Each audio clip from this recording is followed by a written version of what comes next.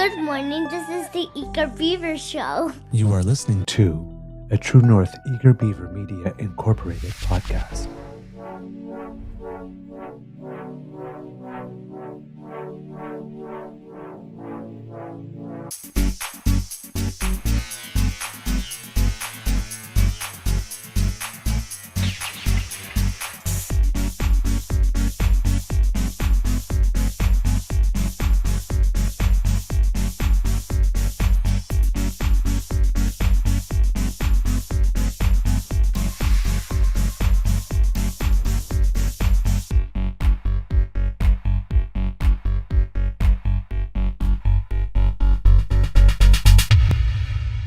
True North Eager Beaver podcasts are proudly brought to you by our founding sponsors, the Miss V Mysteries from Corvid Moon Publishing, your source for science fiction, fantasy, and cozy mysteries featuring a broad diversity of characters. PsychicTarot.ca, book your tarot reading and unlock your spiritual journey. And the Pepper Master, hot pepper sauces made from farm-fresh ingredients to thrill your taste buds and expand your mind.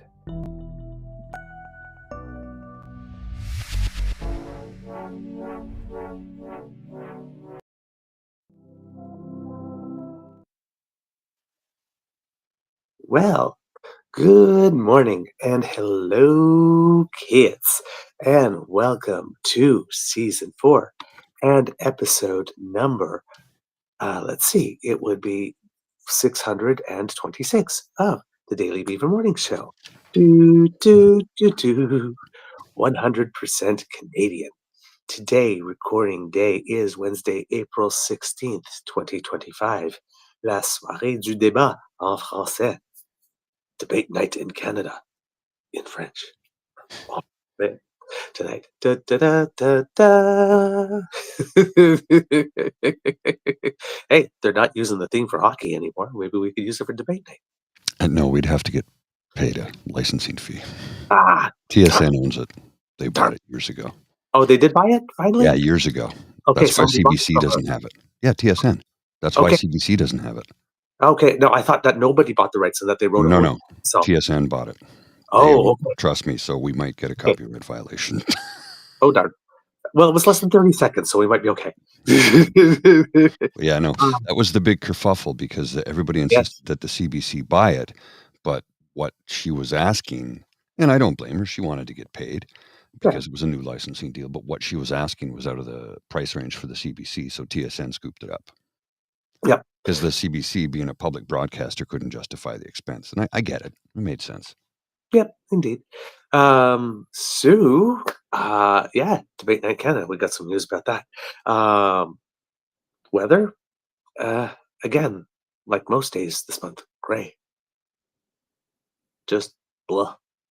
Yeah, it's it's only 2 degrees here right now. Yeah. It's not pleasant here in Canada's capital. No, I'm sorry. I stand corrected. It's -1 and feels like -7. Oh, joy. In mid-April. As you can tell, kids and cubs, I am here at the Ottawa Beaver Lodge, and of course, the boss, Mr. Alistair McBarry, there watching over us, came to do my civic duty and vote. Oh, yes. Yes, because on election day, we will be entertaining you. So therefore, I need to be close to my equipment. So I came to vote yesterday. So as you can tell, my sex appeal has increased by about 27.83% just by voting. Is that what it is? Okay. Yes. Yeah, that's that glow I've got going on. Get your glow on. Go vote. Oh my! Don't get that kind of glow. Yikes! No color. Yikes! I switched my camera out because I was having issues, so I had to switch 2 cameras this morning. I switched it to one, and it wasn't working correctly, so I switched to another, and I still can't get it balanced properly. That's why I didn't have any chance to do any research this morning. I was working on this, and unfortunately, like you were Trump's id right there. Well, no, I woke up. I woke up at 3 in the morning and didn't get back to sleep till 5. And my plan this morning was when the alarm goes off at 6, get up right away and get started on the tech stuff, and then I can do research so that when 7 o'clock rolls around, I'm ready to go. Well, I woke up at 3 a.m. I was having a vivid dream, and somebody yelled at me in my dream, and I spun around in my dream, and I actually spun around in my bed and woke up. Oh, Yeah, that's how vivid they are. So I woke up at 3. I fell back to sleep at 5. The alarm went off at 6. I said, no, I need another 30 minutes. And yeah, so then I spent all my time trying to fix this camera this morning. So that's where I am. Funny thing is, how it looks on this screen and how it looks on the preview screen are two entirely different things. So it's very confusing to me at the moment. gotcha. Otherwise, mental health is doing well, sir? Yeah, I think so. I can't really complain, to be honest with you. I'm not fully awake, but that's, that goes with waking up at 3 in the morning. Yeah, I hear you. I had a fitful night of sleep as well. Mm. Of course, I'm trying to, by the way, kids and cubs, if you cannot tell, yesterday when I had to take a little break to sneeze and then go blow my nose because nobody needed to hear me sniffle, all of that kind of stuff, because that's just nasty. Turns out it wasn't just a sneeze, it was the start of a cold. Well, So, your voice sounded kind of scratchy the last couple of days, so I thought that might be yeah. the case. So yours truly is a bit snubbed up. Mm. The decongestions have started to kick in, so hopefully there will be very little post-nasal drip during the show. Because again, you don't need to say that. And from where we sit, we share a lot. Right? I mean, sometimes you get a good look up there. So, hey, if I tell you how bad and laugh, Mm-hmm. But otherwise, doing well because I voted. So I feel good. Nice. I've done my bit. All right. And of course, I encourage everyone to do so. Students, if you are on campus, by the way, today is the last day for on campus voting. Remember that you can vote either in the electoral district in which you reside or the one in which you are studying. You get to choose. Last election, because of the pandemic, there was no campus voting, was scrapped. But that was when we had the election before, over 100,000 Canadians did participate using that method. So it Oh, is, wow. yeah.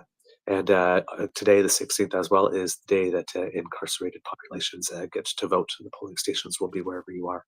Um, I don't know if there's anybody who's incarcerated that does listen to our show, but maybe there are people who have people they love and care about who are. And so they can let them know that today is voting day. I'm sure it will be well advertised and that kind of stuff. But yeah, today is that day.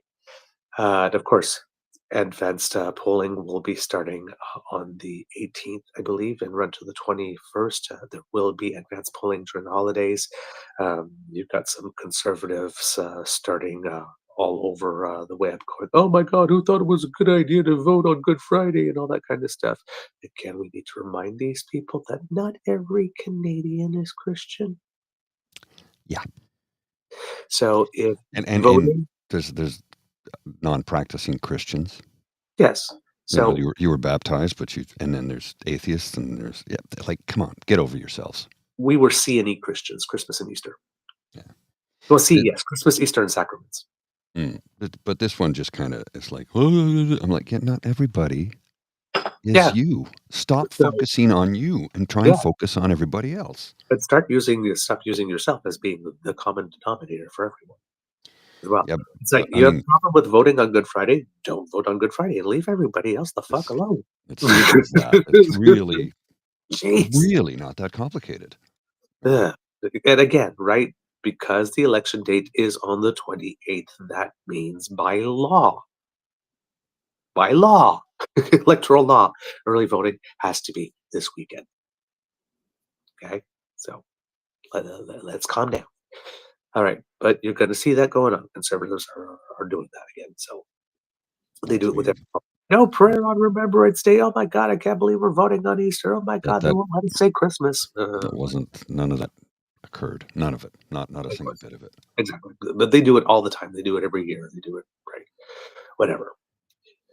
I mean, before their scandal was that they wanted to try to rig the election by voting one day later because they wanted to move it for Diwali. Yes. If we have the regular October one, right?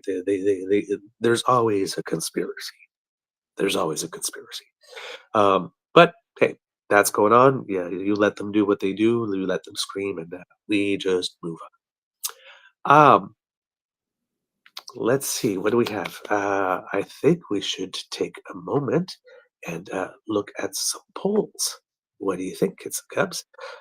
From what I've been able to tell, again, as I probably told you before, that there's not a lot of movement during pre-election week, and often, if there's anything, there will be a slight tightening. There has indeed, and multiple polls have shown a slight tightening, but all of it in this case is within the margin of error. Sometimes the tightening pre-debate is actually more than the margin of error, so there's nothing much to complain about. On the CBC poll tracker, again, the Liberals and Conservatives went up or down. This time it was up by the same amount, so no increase in spread over there. The 0.5 that the NDP had won the day before, they lost 0.4 of it the next day. So, it goes back and forth. Mhm. The one poll with Main Street, actually, that was kind of funny. That came out 2 or 3 days ago, that showed that the Conservatives had taken the lead. And then all of a sudden, all the "do you believe the polls" people were like sniffing this one and going out and going, "The polls show. I can't see it. We told you the polls were wrong. There's this one." So, now you believe the poll, Yeah. singular. Yeah. The poll.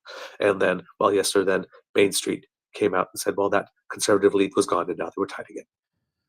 Um, so now they don't believe the polls again. Again, don't let one poll from one pollster in this particular period sway you.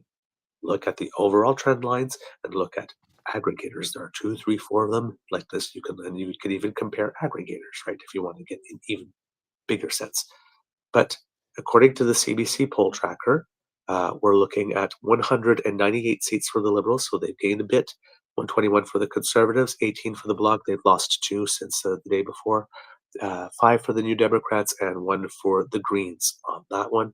Again, not much change, with the Liberals having an 87% chance of forming a majority government, and chances for the Conservatives going up by 1% of anything. So 2% of chance of Conservatives winning the most seats, none for majority government. 0 chance so far, according to this. But hey, that's looking up, because yesterday it was 1% chance Mhm. of forming a minority. So hey, keep hope alive, I guess. Well, According to and this is this for some comments here, like stupid polls shouldn't even be public during an election. You know how I feel. Once the writ is drawn, I think there should be no polls released to the public. And we don't believe the polls, vote anyway. yeah, that's why we keep on telling you, polls are not comfort; they are fuel. If Look, they're going your way, they should be motivation for you to get out and make sure they happen. If they're not going your way, they should be motivation for you to go out and make a change. who You. led in the last 3 federal elections for the most part, and who won, right? Yeah.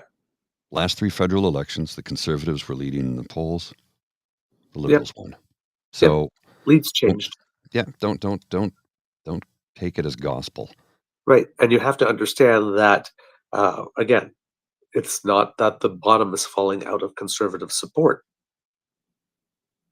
right? Yeah. They're polling high. They might lose this election with one of the highest vote shares Mm. in Canadian history. So it's not that people are abandoning that. It's that progressives have decided that Trump is such a threat that instead of fighting each other like this, they've decided to band together in some way. That's what's going on. So uh, support for both parties, the locked-in vote is pretty solid. I think like over 70% of conservatives now are saying that their vote is locked in. Over 60% of liberals are saying that their vote is locked in. But there's still a, a certain percentage that are still not sure. A lot of them are waiting to see the debates, and there are others that are just unsure. because look at the times, hmm right? There's some people that are just unsure. Um, that's vote that can move or can swing in the last couple of days, right? And the support is a little softer for the Liberals than it is for the Conservatives. The Conservatives that are in are like really all in. They're hardcore, Oh, yes. right? So don't. This is really one that you should not take for granted, even though you got people like Aaron Grenier saying you would need like a 10-point swing because to make up for full inefficiency and that type of stuff as well, for the Conservatives to have a chance of getting anything. Uh, do not listen to that. That's a nice little note of trivia, like this, but you go, vote, right? It's important. Yes, and it's important for two reasons, right? It's not. It's important so that you get the result that hopefully will be best for the country, but also a result that will send a signal hmm to the guy south of us. That's why we need higher voter participation, and that's why hopefully we need a very, very clear mandate. Whether it's majority, whether it's minority, whatever, because the mandate has to be very, very clear. All right, and of course, typically one would view a majority, and the bigger the majority, a clearer vote. Um, but in the case that we don't, very, very high voter turnout definitely will let hmm people. All right. With 338 in terms of the vote projection here, we've got 44 for Liberals, 38 for the Conservatives. So in this one, the gap spread a little bit by 1%. The NDP at 9, the Bloc at 6, and I think the Greens at 2 and the People's Party at 1. Not much changes in the seats, though. It's still 191 to 124 for the Liberals. And when you're looking at all four aggregators yesterday, everything was in between like 186 and 201 or 202 or something like that, from the most generous to the most conservative. So still indicating majority government territory for the Liberals at the moment. I'm still kind of flabbergasted at the fact that Maxime Bernier called his party the People's Party of Canada. I mean, the man's a libertarian, and People's Party kind of sounds like, you know, North Korea, DPRK. China, Yeah, and Democratic People's Republic of Korea. Like, yeah, it always struck me as strange. yep, it is. It's very strange, but I mean, it's right. It's that whole populist movie, right? Call it the people's thing, and Mm, our yeah, movement, yeah. grassroots, really trust us.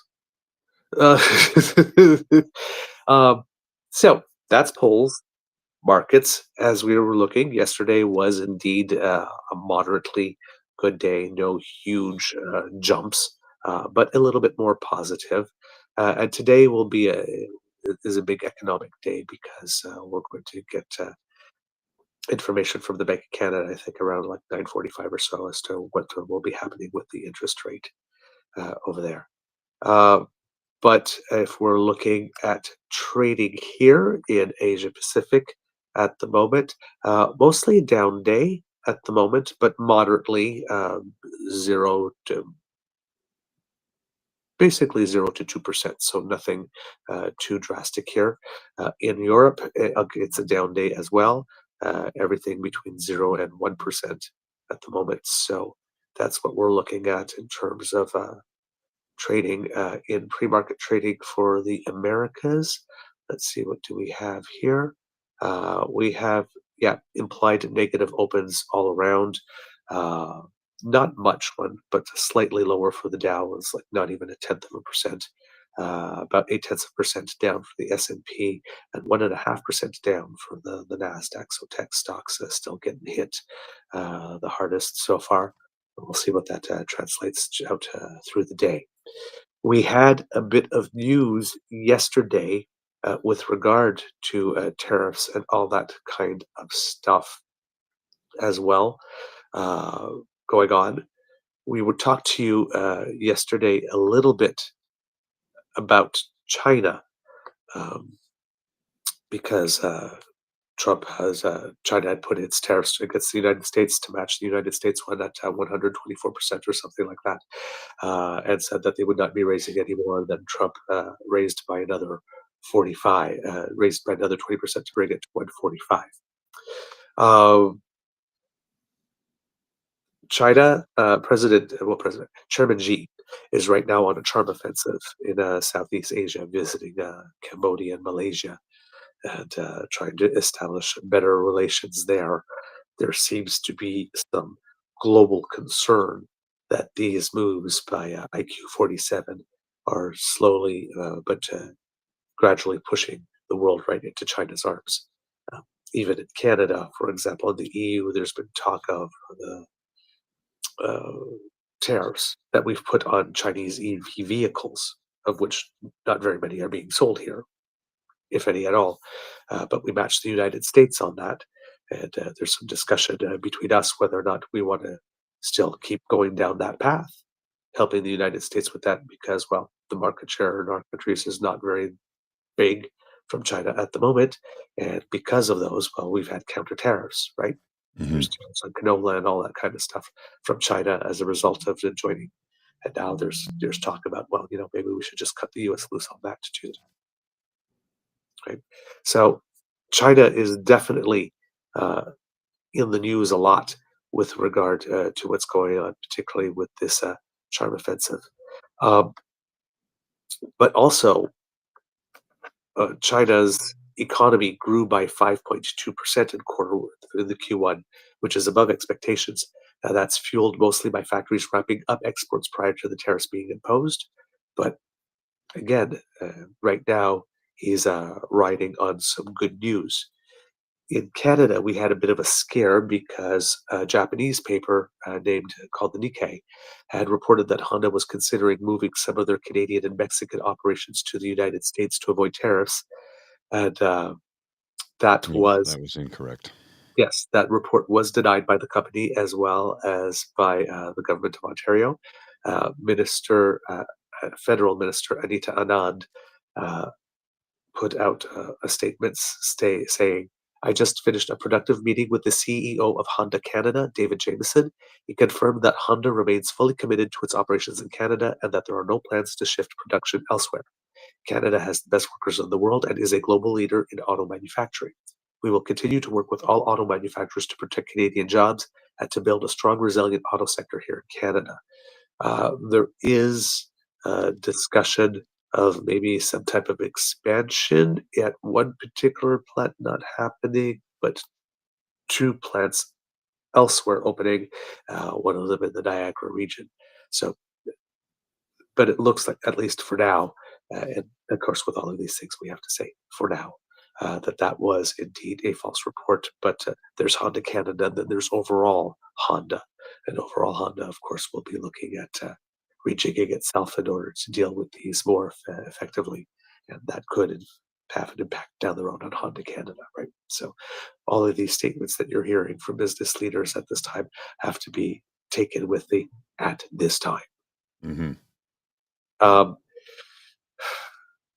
It seems that along with that, and we're going to come up to the sorry, I thought I'd put the clip there in the notes, but they're not. It's later on. Poilievre was asked a question in a recent scrum about the latest developments with the ongoing tariff war, and he repeated his assertion that no one's going to be able to control Trump, which is, again, Carney's line. And when he did that, he did something like say, like, I don't have the exact quote, but something like, as we're Trump, we can't control Trump, as Mark Carney is learning. As Mark Carney is learning. So not only is he lifting the line, but now he is putting that line in a context that I thought of it first. I saw it first. And this guy over here, who's supposedly this big central banker, is a Johnny come lately. He's finally learning. Such a narcissist. I mean, it takes balls to lift someone's first day line. Yeah. And he said it like 4 or 5 times now. He even said tout le monde en parle, right?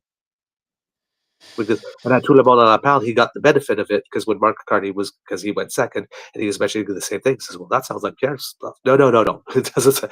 Pierre's stuff sounds like Mark's stuff. This particular thing, especially that line about not being able to control the president, and it's more like as Danielle Smith is learning, right? So, got to watch out for this guy. Mm-hmm. Like this, he's still trying to be Mark Carney Well, rather than be himself. he's never had an original thought. No, no, not at all. He has slogans that somebody's created for him that he's been spouting like a parrot for the last 3 years, but he has no solutions. No, indeed. So his view is we need to reverse the liberal policies that Carney advised Trudeau to bring in again, as if every policy that Trudeau brought in was a part of the policy that Carney advised, or Trudeau took 100% of Carney's advice. His base will eat that up, though. Of course, absolutely. He did, however, in a surprise little move, concur that Canada should not lift any counter tariffs, as Mr. Carney did not do when we got the initial reprieve. That's So, interesting. again, lifting a Carney policy. The same. We're going to get. We got inflation news yesterday. The inflation rate in Canada came in at 2.3%, which was down from the previous month, and it was going against expectations. Economists were expecting that it would climb, but we had cooler than expected price growth, mostly because of a drop in the price of gasoline. That will probably continue because we will have the zeroing out the consumer carbon pricing, which started April 1st in the following months. And that counterbalanced a little bit of rise of costs and tariffs and the full phasing out of the holiday GST break. So with that and the dollar climbing above 72 cents the other day, the Bank of Canada actually does have some room for that cut if they did want to make it today. Economists are pretty much 50-50 now as to whether or not there would be a one or not, because it's not necessarily desperately needed given that times have changed. But prior to this, people were saying that we need to cut fast, and the next one wouldn't hurt. And given that some of the concerns was by having a bigger interest rate spread between Canada and the United States, that would make the dollar go down. But since the dollar has been gaining, given Trump screwed up the bond market, which, contrary to expectations, he thought that the American dollar would go up versus everybody else, it's gone down. So with the Canadian dollar up and with inflation not going up higher than 2.6, there is room for the bank to cut interest rates further and not have the dollar go below 70 cents or go below 69 cents at the moment. So conditions are better to be able to absorb another cut, but do we actually need it at the moment? Question. Yeah, so that's what the Bank of Canada is there. So, like I said, normally when we're talking about this, predictions are about like 80% or whatnot. It really is pretty much down the line 50-50, and it's been switching over the past few days as these numbers have been coming in. This was like, one number came in and said, oh, no, that's definitely, okay, we're not going to get one this month. Oh, well, look, inflation came in cooler. Maybe we'll look at one. So but this one really is the first one for a long time that's really 50-50. So it's going to be a surprise. I'm going to go out on a limb and say that they will. I'm going to go out on a limb and say that they will, and they might hold off on the next one, at the next meeting. But at the beginning of the year, it was predicted before the Trump tariff stuff started that there would be 4 cuts this year. And at one point, when the tariff stuff started, they said, "Oh, maybe there'll just be one, or maybe they'll even go up." So there is some talk in economic analysis that we might get 2 more cuts this year. That's why they're saying that maybe there might not be one right away, because there's another meeting coming up very soon. So we'll see. what happens with that? Of course, some of this information could indeed come into the debate and start affecting it, right? If Pierre Poilievre was going to say, "Oh, look, inflation is rapid," well, then Mark Carney could go, "No, you see the numbers just went down. The dollar's tanking." Well, no, the dollar. So these things might they might be things that Mark Carney might bring up in a debate at some point. Right. Yes, and then there was another gift, if you would like to call it, for Carney. IQ-47 entered the room again. Yeah. Yeah. Now, you will notice that after Mark Carney had his first phone call to Donald Trump, there was a sudden new behavior. Mhm. And I keep on telling you, when there's new behavior that just comes out of nowhere, you got to pay attention to that. Yeah. Well, I don't know if enough people will, but Okay. So, Katie Simpson, and there's a lot of people that are mad at her, particularly on the conservative side, got into the room at the White House to ask a question. She got to ask two because she layered one on the other. And the response, well, let's just say conservatives are mad that she asked the question in the first place because this doesn't help them. Liberals are probably thankful because he's been making himself relatively quiet. And every time he does pop up, it's an opportunity for Mark Carney to put on the prime minister hat and kill a day. So, but we haven't heard from him on 51st State in Canada and governor something for a while. So let's see what happens. Because we're going to talk about a moment during the White House briefings today that we think is probably going to bring Trump's annexation threats back to the top of Canadians' minds. Yesterday, the CBC's Katie Simpson, you know her, she said on the show that she was seeking more clarity from the U.S. administration on potential changes to its auto tariffs. And today, she put her question right to the White House press secretary, plus an additional question about Trump's rhetoric on Canada. And as she does almost every day these days, Katie Simpson joins us now from Washington with some answers. All right, Katie, you were able to ask the press secretary a question. I want to show this. That's Katie Simpson right there. Just if we can zoom in on this. That's Katie right there in the White House briefing room asking the question. You were able to ask the press secretary two today. What did you learn from all of this? Yeah, I can't see the photo that you put up there, but those press briefing rooms are pretty packed. And so it's pretty competitive to try to get a question. And because everyone, just imagine it, it's a room full of reporters that are, reporting back to, dozens and dozens of journalists, news agencies all around the world. And today I happened to get a couple of questions in. The first question I wanted to ask about was tariffs, because, of course, the Canadian economy relies so heavily on trade with the United States. And so I asked about that first. And then sort of a question that has sort of been nagging at Canadians. Some Canadians think, why would I ask a question about annexation when Donald Trump hasn't talked about it? But that's exactly what I wanted to know, is why hasn't he talked about it? Something changed. Anyway, have a listen. Tariffs first, Canada second. Annexation second. Have a listen. Yesterday, in the Oval Office, President Trump suggested that there could be some help for automakers. I'm wondering what that looks like. Is it tariff relief on the 25% tariffs that are in place right now, or the new tariffs that are coming up in May on auto parts? And a second on Canada, if I may. President Trump's tone when it comes to Canada-U.S. relations, Canadians have noticed it's shifted a bit in the past few weeks. Ever since the election campaign started, he stopped talking about Canada becoming the 51st state, at least publicly. I'm wondering if that's on purpose and why. I would reject the president's position on Canada has shifted.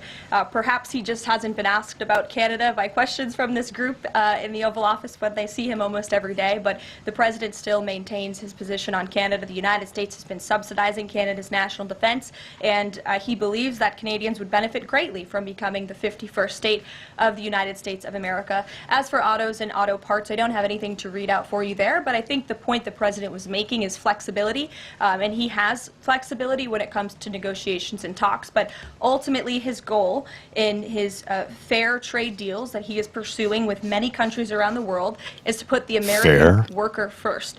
And we had automakers and auto workers here at the White House on Liberation Day who believe in this president and his negotiating ability to put them first and to bring those jobs back to the United States of America. And the president's been very clear about that in his conversations with the automakers as well. So Trump had said in the Oval Office on Monday that he was looking at getting some help to car makers because they need a little bit more time. It was unclear whether he meant that there could be some sort of pause for the tariffs on the auto sector that are in place right now, or whether it would be related to the upcoming tariffs on auto parts, foreign auto parts that are supposed to take effect in May. Any sort of changes or pause or anything could have significant impact on Canadian jobs, Canadian auto plants, that kind of thing. So in terms of what the president said on Monday, there's no further explanation or anything new from the president on that. And then when it comes to, what Donald Trump has said many times in the past, he sort of eased off on that rhetoric. And I wanted to know why. Is it on purpose? Has he changed his mind? Was he irked by Justin Trudeau and only said it to get under Justin Trudeau's skin, or is there something different going on here? So that's why I wanted to know why. Anyway, so that she says that his position is not changed in this moment.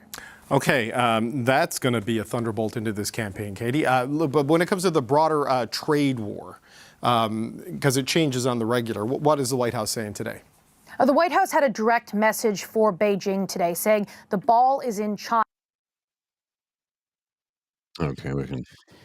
Yeah. Kind of off topic now. Yeah. Not that it's not important, it's just not on topic. And the topic we were discussing was, 51st state. Exactly.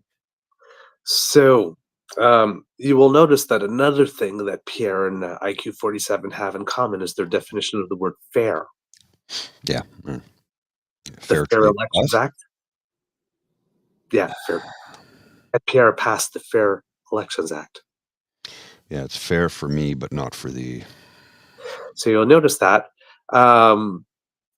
if you heard a loud "Father Bucker" somewhere in the distance around 2 o'clock yesterday afternoon or 3 o'clock, that might have been from the conservative camp when that clip made the air.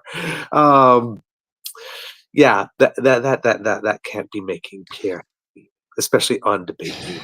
You know something? I mean this with all sincerity. I genuinely feel bad for Carolyn Leavitt. And I mean this because she's 27 years old. She's going to have to wear this for the rest of her life. Yep. Because it's only a matter of time before he dumps her. Yep.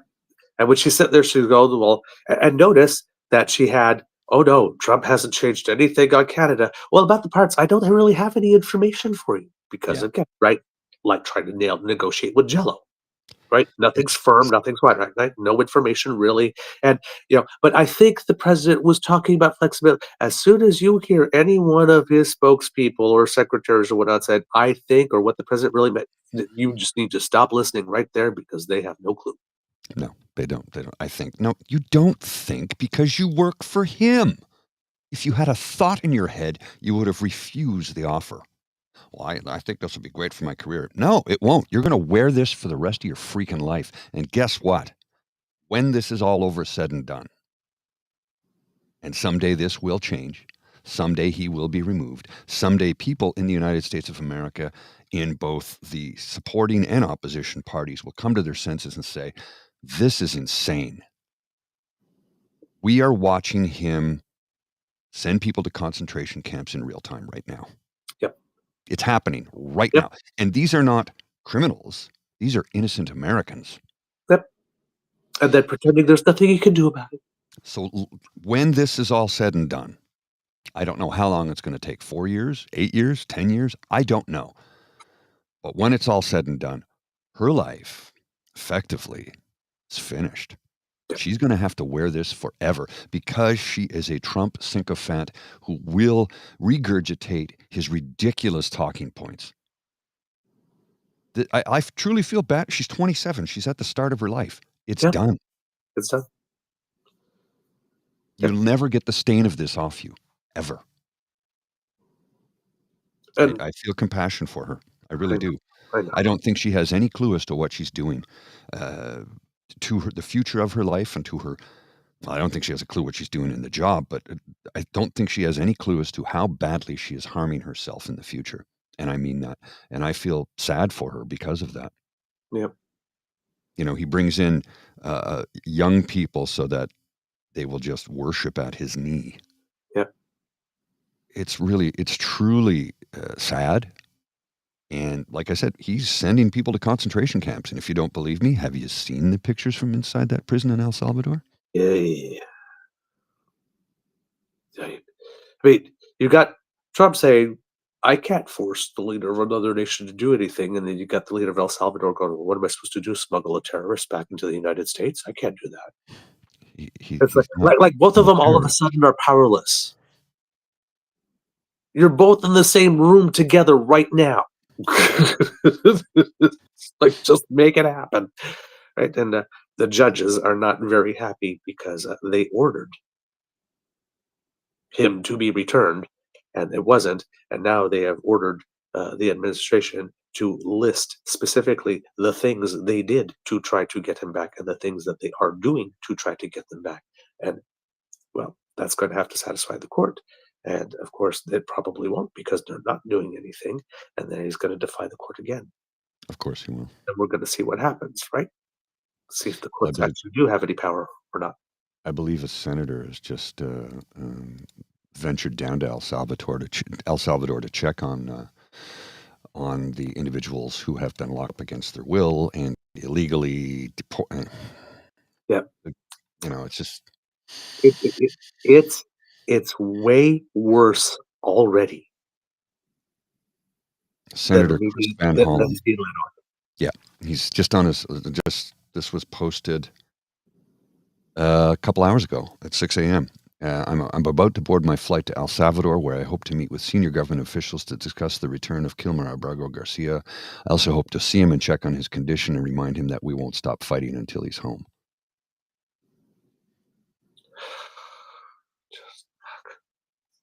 Yeah. Oh, why? Nobody needs this. Nobody asked for this. Oh, God. All right. Meanwhile, back at home. La soirée du débat au Canada. The topics for the French language debate have been released. Not the questions, the general topics, because that's another thing that's been going on. Well, Carney got the questions already.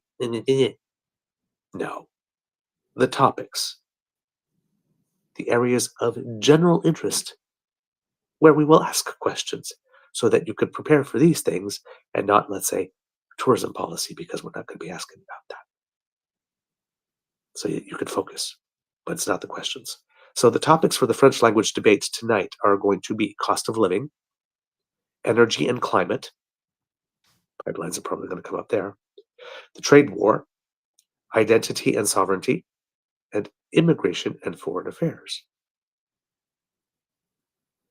Again, I may have some contents of the pot on my fingers because I made sure to send Yves-Francois Blanchet by social media and the Bloc Québecois the Devoir article about the family member of Pierre remaining in Quebec, potentially, maybe, possibly after they're supposed to. Just maybe they see it. I don't know. Good trouble. Hey, nobody's mentioned it so far. Nobody's mentioned it so far. I thought they would be all up on that. Nobody's mentioned it so far. So maybe they didn't see it. So I figured I'd be helpful and send it by their way. Maybe they will. But yes, immigration is going to come up. So we'll see. And there is stuff about that because even though it's not like ridiculous numbers, asylum claims on the U.S. border, Canada-U.S. border coming in from the United States have been going up over the last 2 months in particular. So there are people that are already starting to flee Trump. So the immigration will be a serious topic, will be a serious issue. And there needs to be more from Pierre than slogans here. This is where Pierre can get nailed, if not on the family thing, definitely on his handling of it, if he doesn't have anything more than slogans. Now, if you're in Canada, you've probably heard that the time of the debate got changed. The debate was supposed to be at 8 p.m. tonight. It has been shifted to 6 because, of course, hockey. Now, don't get me wrong. I'm not poo-pooing on hockey. Right? I am pissed off that once again Yves-Francois fucking Blanchet gets another debate gift from the gods to help him out. Why? This guy's got to be the luckiest son of a, I don't know why, because I'm not going to insult his mother, but son of a something on the planet. At the time they agreed to the debate, nobody knew or nobody thought that Montreal would be in a do or die situation for the playoffs, must-win game. In fact, Montreal started the season at the bottom. The fact that they're even in contention for a spot right now has been a great surprise. The debate's being held in Montreal, right? About 4 million Quebecois watch, well, 4 million Canadians, sorry, watch the French language debate, which every year. The majority of them probably in Quebec. About 1 million watch a Habs game on any given night. A do or die game probably will be many more. They were both competing. They were both going to be at 8 o'clock.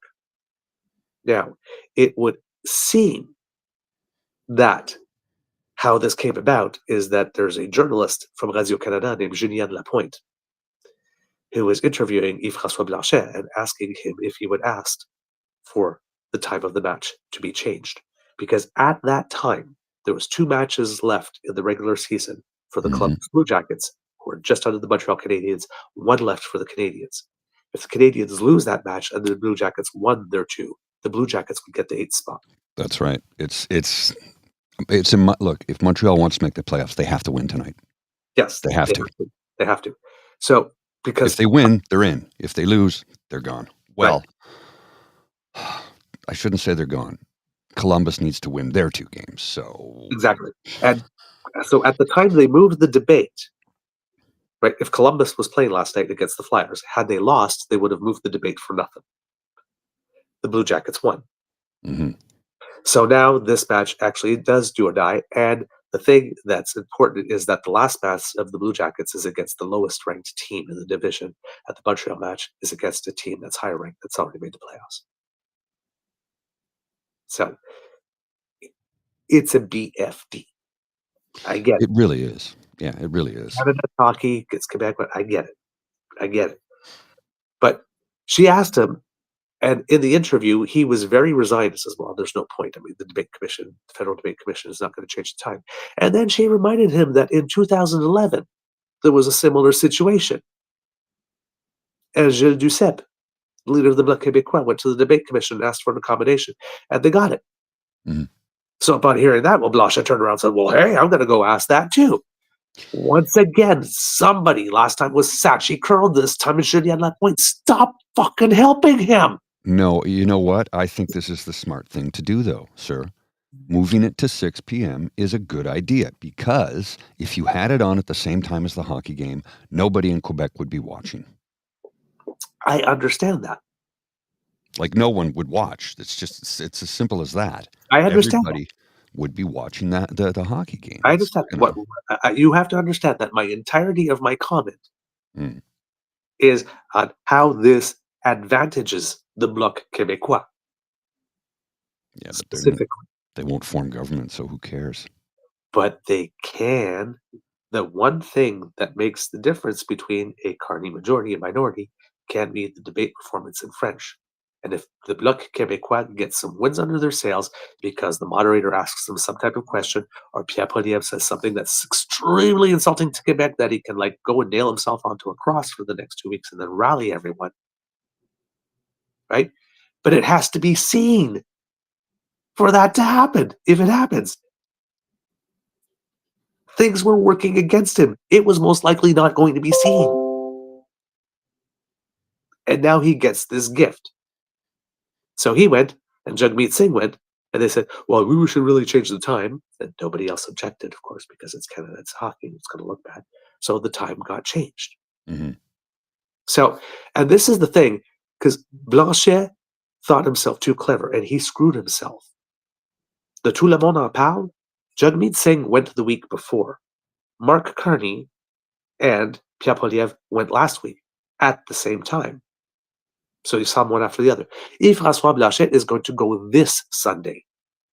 He decided to go this Sunday at the beginning. After early voting has started, and he didn't get the TVA face-à-face thing, all of a sudden, and then the debate was going to be conflicting with a hockey match. All of a sudden, this guy that wanted to get his message out was going to have a very difficult time doing that. Mm-hmm. And he gets handed a gift. Fair enough. That's the part that's, it's like, it's not the fact that we're all going to get to watch hockey and the debate. I have no problem with that. It's not the fact that Quebecers are going to be more informed. I have no problem with that. It's not the fact that French Canadians are going to be more informed. Everybody in Canada, once they see it in simultaneous translation or whatnot, are going to be more informed. It's the fact that this fucker, just fucker, who I know to be racist because I've had a personal encounter with him, gets another. This is totally 100% personal bias here. Yeah, obviously. Okay, but my God, how many gifts does this guy get? All of them, apparently. I don't.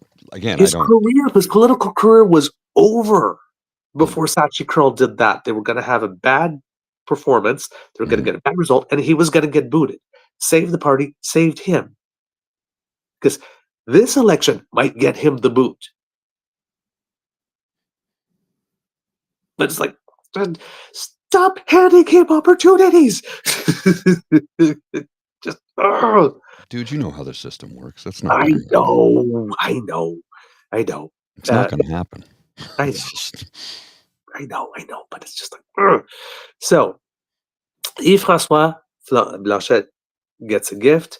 Jagmeet Singh, however, might have a tough time because apparently, like me, he's under the weather, which might affect debate performance here. Prior to the debates, Pierre Poilievre released a Quebec-specific platform a couple of days ago, it seems, but not his Canadian full-costed platform. The Bloc released its full platform during the second week of the campaign. None of the other parties have released a costed platform prior to the debate. It seems that is now new strategy. Never release the costed platform prior to the debate. Therefore, you can't be asked on it and then screw yourself because a couple of people have been caught that way. Again, interfering with our right to cast a fully informed vote because the costed platforms should really be out before at least the final debate so that we can debate the actual platforms that are published and whether or not they were costed well. But apparently not. We're not getting that this year. Coming into the debate, of course, we had the tout le monde en parle moment. And in that, there's a couple of things I didn't mention. Both Mark Carney and Pierre Poilievre were really upfront about pipelines. Mm-hmm. Really upfront. So Pierre's, because conservatives had this thing where under Harper, they would say pipelines in English, but they would say énergie in French. They never said pipelines. They never said oléoduc or gazoduc. So Pierre's like, listen, I'm going to be honest right up front. Like pipelines, yes, I want them. We want Energy East. Mark Carney and Danielle Smith is misrepresenting this. If you saw our little tweets going out yesterday, Mark Carney specifically said, "Tout le monde en parle." Says, with what's going on in the United States, there is an opportunity because right now Quebecers are buying their gas from their oil and gas from the United States. So an East-West project does create that opportunity. I would like to see it, but of course, I'm not alone in this. I can't unilaterally impose it. And of course, it only goes forward if there is social acceptability. Right? Which is the key phrase to say in Quebec. But there is increased demand in Quebec. There's about 47% of the Quebecois are now okay with it. François Legault seems to be open to it. Mm-hmm. If François Blanchet isn't, and we know that there's no love lost between François Legault and Yves-Francois Blanchet, because François Legault doesn't believe that there's any reason for Yves-Francois Blanchet or the Bloc to actually exist. So we have a sovereign government in Quebec. It's us. We don't need you in Ottawa pretending that you're us. Right? So there's no love lost between them. Remember, Yves-Francois Blanchet has the easiest job. He just has to take whatever passes unanimously at the Assemblée Nationale and bring it to the federal government and say, when are you going to get on it? You got the CAC and the Bloc. Now, if you say that correctly, it sounds like you're choking. CAC and Bloc. I got CAC blocked. CAC blocked. Yeah. Well, yeah. CAC blocked. Sorry, I blocked your CAC. Oh God! I almost want to make that the episode of the show, but it wouldn't mean anything to anybody. CAC blocked. Well, I think a lot of people would get it, but it would probably alienate a few people too. Yeah. So they were both really upfront about that. And as I mentioned, both accomplished pretty much what they wanted to in that moment. There were some interesting comments, like right at the beginning, when Pierre came on, they were Guy Lepage, the host, was basically joking and says, "So did you ever think you would miss Justin?" Mm-hmm. And Pierre Poilievre actually jokingly admitted, "Yeah, I miss him a bit, actually." And he was asked how he's different from Trump, which was a main thing. And then Pierre talked about his origins, right? Well, mentioned something, well, first I'm 180 pounds. I'm not sure that making a reference to the guy's weight is pretty cool. But basically, different origins, I'm from more modest means and that type of stuff and all that kind of stuff. And while that is a difference, and, some people can extrapolate from that what it means, well, if you came from modest origins and this guy was always born with a golden spoon in his mouth, well, then, But in that question, though, it was, how's he different from Trump? And he only talked about his origins. He still can't talk about himself today, present tense. He answered more, how were you different? Or how were your lives different, your upbringings different? But he didn't actually answer, how are you different today from Trump? He asked, one of the things that is happening about Pierre, a lot of people are making the criticism that it really is a one-man show campaign and that nobody knows what his cabinet would look like. Nobody even knows who his Minister of Finance would be by this time, should he form government. That's something we should probably know. Trying to relate to Quebec, he made 3 cultural references, one to Kevin Parent, one to La Petite Vie, and one to Lucien Bouchard, of all people. Basically talking about Lucien Bouchard like he was like some type of mentor or whatnot, that he got some advice from him. And, basically about his prickly, sort of very aggressive attitude, and it was sort of like, well, you had to fight for everything in your life, so you'll just keep fighting or something like that. Again, not sure how close his relationship with Lucien Bouchard really was, Mm-hmm. whether or not that was a mentor thing, but it was like this way to put it in. The point with Kevin Parent, however, was at the beginning he was joking that that his wife was there too, but the only reason she was there was not to support him, because she really wanted to meet Kevin Parent. This is a sign that the thing of which people were worried about Carney, that he would take elements of Quebec and just throw them in, but he didn't really know the story or the details, came into light for Poilievre, because the reason Kevin Parent was on that show is he's been persona non grata since about 2020. Oh. It seems, because there was a moment, a Me Too moment in Quebec itself, with its entertainment industry and that type of stuff, and several allegations. Yes, I remember that. And I was actually driving to Montreal when that story was released. Yes. And like I said, it came up like over several weeks. There were various institutions and stuff. So it had its own specific moment. And back in a moment. Yeah. And the way it was described eloquently in a newspaper, because when we say The reason he was persona non grata is that there were allegations of sexual impropriety regarding him. And it would seem, like I said, the way it was described, the most family-friendly way, is that Kevin Parent was rumored, or at least called out or not, for personalizing the drinks, the alcoholic beverages of women he did not know by dipping his boy bits into them. Yeah. I don't know who gets that idea and thinks that that's something that they should do, but it was something apparently he seems to have done. So, again,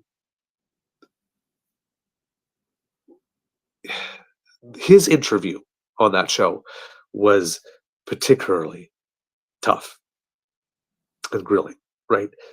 So, had it been any artist that did not have those types of allegations or something in their background, and they were there, it was his first, I think, major media appearance since 2020, because he was there to promote, I think, the 30th anniversary of one of his seminal albums. But he knew that this was going to come, especially on this show, because they will ask that question on this show. But to say that she really wanted to be here to meet this guy who has allegations of sexual impropriety leveled against him, about which he's going to be asked on the show, maybe is an indication that you didn't read the full brief before you thought, hey, Kevin Parent's going to be there. He's a celebrity. I'm just going to say that my wife is there to see him. That will be a cute moment. You should maybe find out why the guest is there before using them. Yeah. Doesn't do much to help when you add on that to the MGTOW hashtag and biological clock and everything else, talking about size with Laura Stone. So yeah, not really great. One moment that he did have that was pretty good for him is when he was talking about immigration. He said, "Québec est au point de la rupture." Is at the breaking point, and he got some agreement, audible agreement from the hosts on that. So he scored some points there. And again, at the end, when he was asked point blank about his wanting to gut CBC, and it ended with an editorial comment from the host that was very, very clear on the importance of the Crown Corporation. Carney, when he was on, like I said, we mentioned it before, but he did ask the things I didn't touch upon. He was asked whether or not the focus on economics now means that the environment is no longer an issue. And of course, he said no, because if you've read his book Values, and he pointed to the fact that he was the UN Special Envoy on Climate Action and Finance. So that was there. And of course, as I mentioned before, he was asked straightforward about Bermuda and offshore tax havens and that type of accounting. And he was able to give an answer that was succinct and that did touch on the key points, even though it wasn't very developed. And it's the same answer he's using in English. A lot of journalists are finding the answer not satisfactory at the moment, because I think they want more, right? I think they understand that as chair or vice chair of Brookfield at the time, that he does have fiduciary responsibilities in that he's doing that interest. But in this case, if he's going to be Prime Minister of Canada, then of course, his fiduciary responsibility is to ensure that all the taxes that rightfully should be coming to Canada do so, and that there's less ways to avoid them. And he seemed to indicate that he does understand that. And in other press conferences that I've seen since, he seems to be indicating that he does understand it, although I do not know how full-throated those initiatives will be. Pierre Poilievre, for his part, recently has announced a series of issues with regard to that issue. Again, trying to corner Mark Carney. There's been a lot of talk recently from the Conservatives about crime and ethics. And with regard to ethics, that's pretty interesting. He wants to bring the focus back on that. And for me, that sort of reminds me once again of the fact that he seems to be lacking in original ideas. Because if you remember the first iteration of the Conservatives under Harper, after the whole all the scandals with the Liberal government, the Gobber inquiry, and all the other various types of scandals at that time, had run on ethics, and their big thing was an accountability act, right? They were going to present the Accountability Act. It was going to be this big thing. And little did we know at the time that while they were talking about the Accountability Act, they were involved in this whole, and ethics, they were involved in this whole in and out scheme in that first election, where they were doing funny transactions between local accounts and national accounts for the party so that they could spend more on advertising, over $1 million more on advertising than they were legally allowed to. And then, of course, claimed the rebates from Elections Canada for election expenses based on that advertising they were not allowed to do in the first place. And then for up until 2011, they used our money as taxpayers to defend themselves in court, swearing up and down and all around that they had never done that. And then right prior to the 2011 election, given that they didn't want that to be an election issue, quietly pleaded guilty in court. Now, I have to make it clear here that it wasn't a person that pleaded guilty. It was the party itself. The Conservative Party of Canada pleaded guilty in court in 2011 to having cheated in the first election it won. And they needed to do that to keep 4 people out of jail, 2 party operatives, and 2 senators, specifically. All right? So I just want it to be clear that as this party was running on clutching pearls, right? While clutching pearls on ethics because of what the Liberal government, previous Liberal government had done, they were cheating at that time. As they were complaining and as they were running on ethics and presenting themselves as virtuous, they were cheating, literally breaking the law as a party. They have no leg to stand on this issue. Then, the current leader of this party has a deferred prosecution agreement with Elections Canada because he cheated as well. And this party had Dean Del Mastro, who was a cabinet minister, go to jail, also for election expenses.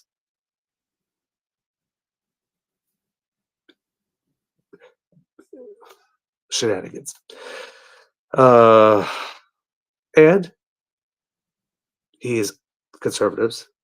The Conservative Party of Canada is also the first party in all of the Commonwealth to be held in contempt of Parliament.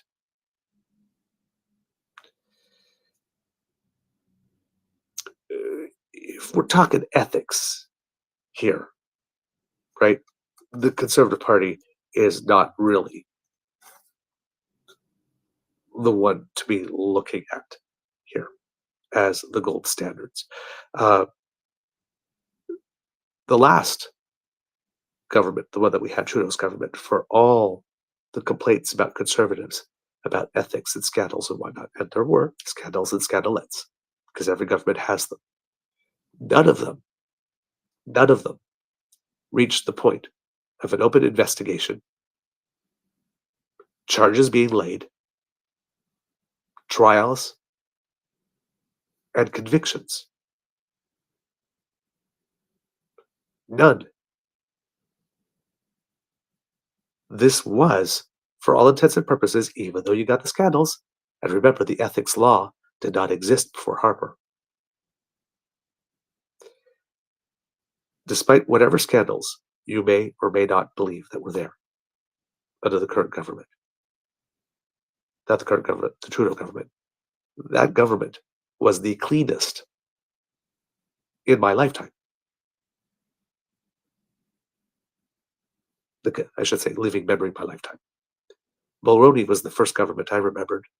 We had Airbus. Then there was Crochet Martin, and there was Gomery, Shawinagate, and the ad scam. And then we get Harper. We had literally a cabinet minister went to jail. Literally, the party pleaded guilty. Literally, the current leader has a deferred prosecution agreement. I mean, not exactly the most ethical. And then we have this current government, which, yes, there were scandals and there were slaps on the wrist for the ethics commissioner and whatnot, but not a single charge laid. So, yeah, Pierre Poilievre, a few days ago, decided that he was going to come out and preach ethics. Yeah, that's pretty funny. A party with no ethics is going to tell us about ethics. I just, oh my God. And now, another thing happened, and this one sent a bit of a chill down my spine, Mr. Grizzly. Not only are they talking about ethics, but they are talking about crime. And we will get there, but I want you to put a pin in that. Which you know what? Clip? You know, let's go there right away.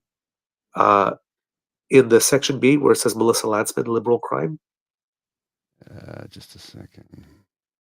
Section B, Melissa Landsman, liberal crime. I don't have it. I have le devoir. Le devoir. It's lower. You got to go down in the notes. It's at the end of the section. Yeah, I've got nothing there. Okay. Yeah, it's like it's literally not there. There's the only link in that section is for the Le Devoir article. That's it. And then it moves on to Block C, Pierre's problems. Yes. Okay, Go down to Block C, Pierre's problems. You said Block B. That's why I was confused. Sorry. That's okay. That's all right. It happens. Yeah. Melissa Landsman, liberal crime. It's the last thing before it says CBC. Okay, let me just make sure I have the right clip here. Melissa Landsman was on CTV Power Play. Okay, there we go. I got it. To let you know. And they were asking about stuff. And Vashi Kapelas asked her a question straight up. And I want you to listen to her answer because there's a branding exercise going on here that really, really sent a chill up and down my spine. And this is with regard to pause.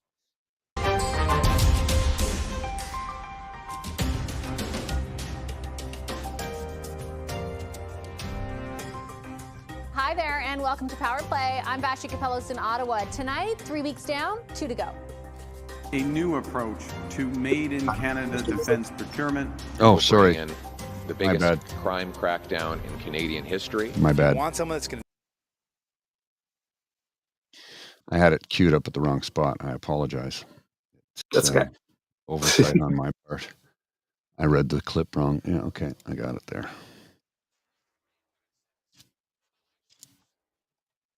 Okay, now I've got it queued up. Sorry, I had to fix a few things here in the background, and that kind of threw me off, so I wasn't quite caught up. Here we go. The Conservative leader says if elected, his government would use the notwithstanding clause to restore consecutive life sentences for people convicted of multiple murders. In 2022, the Supreme Court ruled that imposing consecutive sentences violated charter rights. The Conservatives are not the only party, however, pledging tough on crime policies. Here to debate their approach to public safety is three of those candidates. Yasir Naqvi, is the Liberal candidate for Ottawa Centre in Ontario. Melissa Lantsman is the Conservative candidate for Thornhill in Ontario. And Alistair McGregor is the NDP candidate for Cowichan, Malahat, Langford in BC. Hello to all three of you. Thank you very much for making the time tonight. I appreciate it. I'll start off, Ms. Lantsman, with you because your party made the announcement on crime today. And I wanted to ask you about the decision to invoke the notwithstanding clause. It's serious if you invoke it to pass a law. It means to do so, you're willing essentially to suppress a right as granted by the Charter. Can you be unequivocal that this and only this type of a law would be the only thing you use that for? Well, I don't think I need to be unequivocal because the leader was unequivocal today. Crime, he says that we will use the notwithstanding clause to end the decade of out-of-control crime, chaos, drugs, and disorder in our streets. And on this, I think you have to be insane to not believe that somebody who, in this case, killed 6 people while worshiping in a mosque is potentially out in 25 years. Not only does that re-victimize the families who have to have to sit through potential parole hearings, but this means that he's getting, about 4.5 years or 4 and a bit for each of those murders. You can't get a bulk discount when you kill multiple people, and those people should be behind jail for life. And life should mean life, and judges should be able to give those consecutive sentences. And that's exactly what we'll do. We'll use the notwithstanding clause for this. Just for this, to be sure, not for other things related to crime? Well, just this on one this, law? on this issue, most certainly. And we will use the notwithstanding clause on liberal crime. But liberal-driven crime in this country. But there is nobody that believes that they are safer after 10 years in the streets. We've had gun crime go up by 160%. We've had violent crime, gang-related crime go up by 50%. We've had hate crimes in this country rise by 250%. And each and every person feels like they have been victimized in their own neighborhoods, on their own streets, in their own homes, taking public transit. So we will use the notwithstanding clause on this and on to fight liberal crime that they've unleashed into this country. With great respect, that's two different things. And I'm not trying to take away from the criticism, and we'll ask your colleague about the record of the last 10 years on crime. Well, he doesn't want to talk about the record of the last 10 years. Just let me finish. There's a big, just saying, this one law and invoking the notwithstanding clause. I love how Vassie's like, I'm not putting up with your bullshit. So, Melissa Lantsman just saunters in.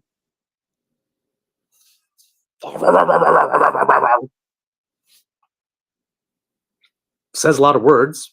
Mm-hmm. Is it going to be unequivocally for this? I don't have to be unequivocal because our leader was unequivocal, and then she turns out to be as clear as mud. Right? It's not applying to just this. It's applying to everything. And did you hear the term she used? And this is one thing you got to keep on noticing. It seems every time, it seems frequently when Pierre Poilievre or her specifically make an attack, they always seem to choke on the attack. Mm-hmm. They can't seem to get the attack out without choking on it somehow because they know it's a lie. Did you hear the branding? We're going to use the notwithstanding clause on liberal crime. Yeah.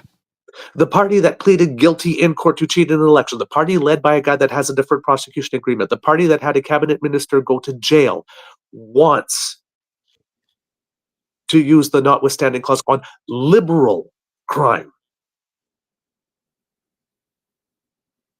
Liberal crime. All those things that she mentioned there, those are hate crimes that got up 280%. Since when and how long compared to what? Of course, no doubt, just 200%. Throw a number out there. Those are liberal crimes. Well, let's take a look at the crimes for a second. Crime. Let's take a look at the liberal crimes here for a second, as she says. I want you to watch this because Steve Boots is going to refute that in real time. We will bring safety to our streets. By the way, I gather that Mark Carney is now talking about crime. This after Liberals unleashed a massive crime spree in our country with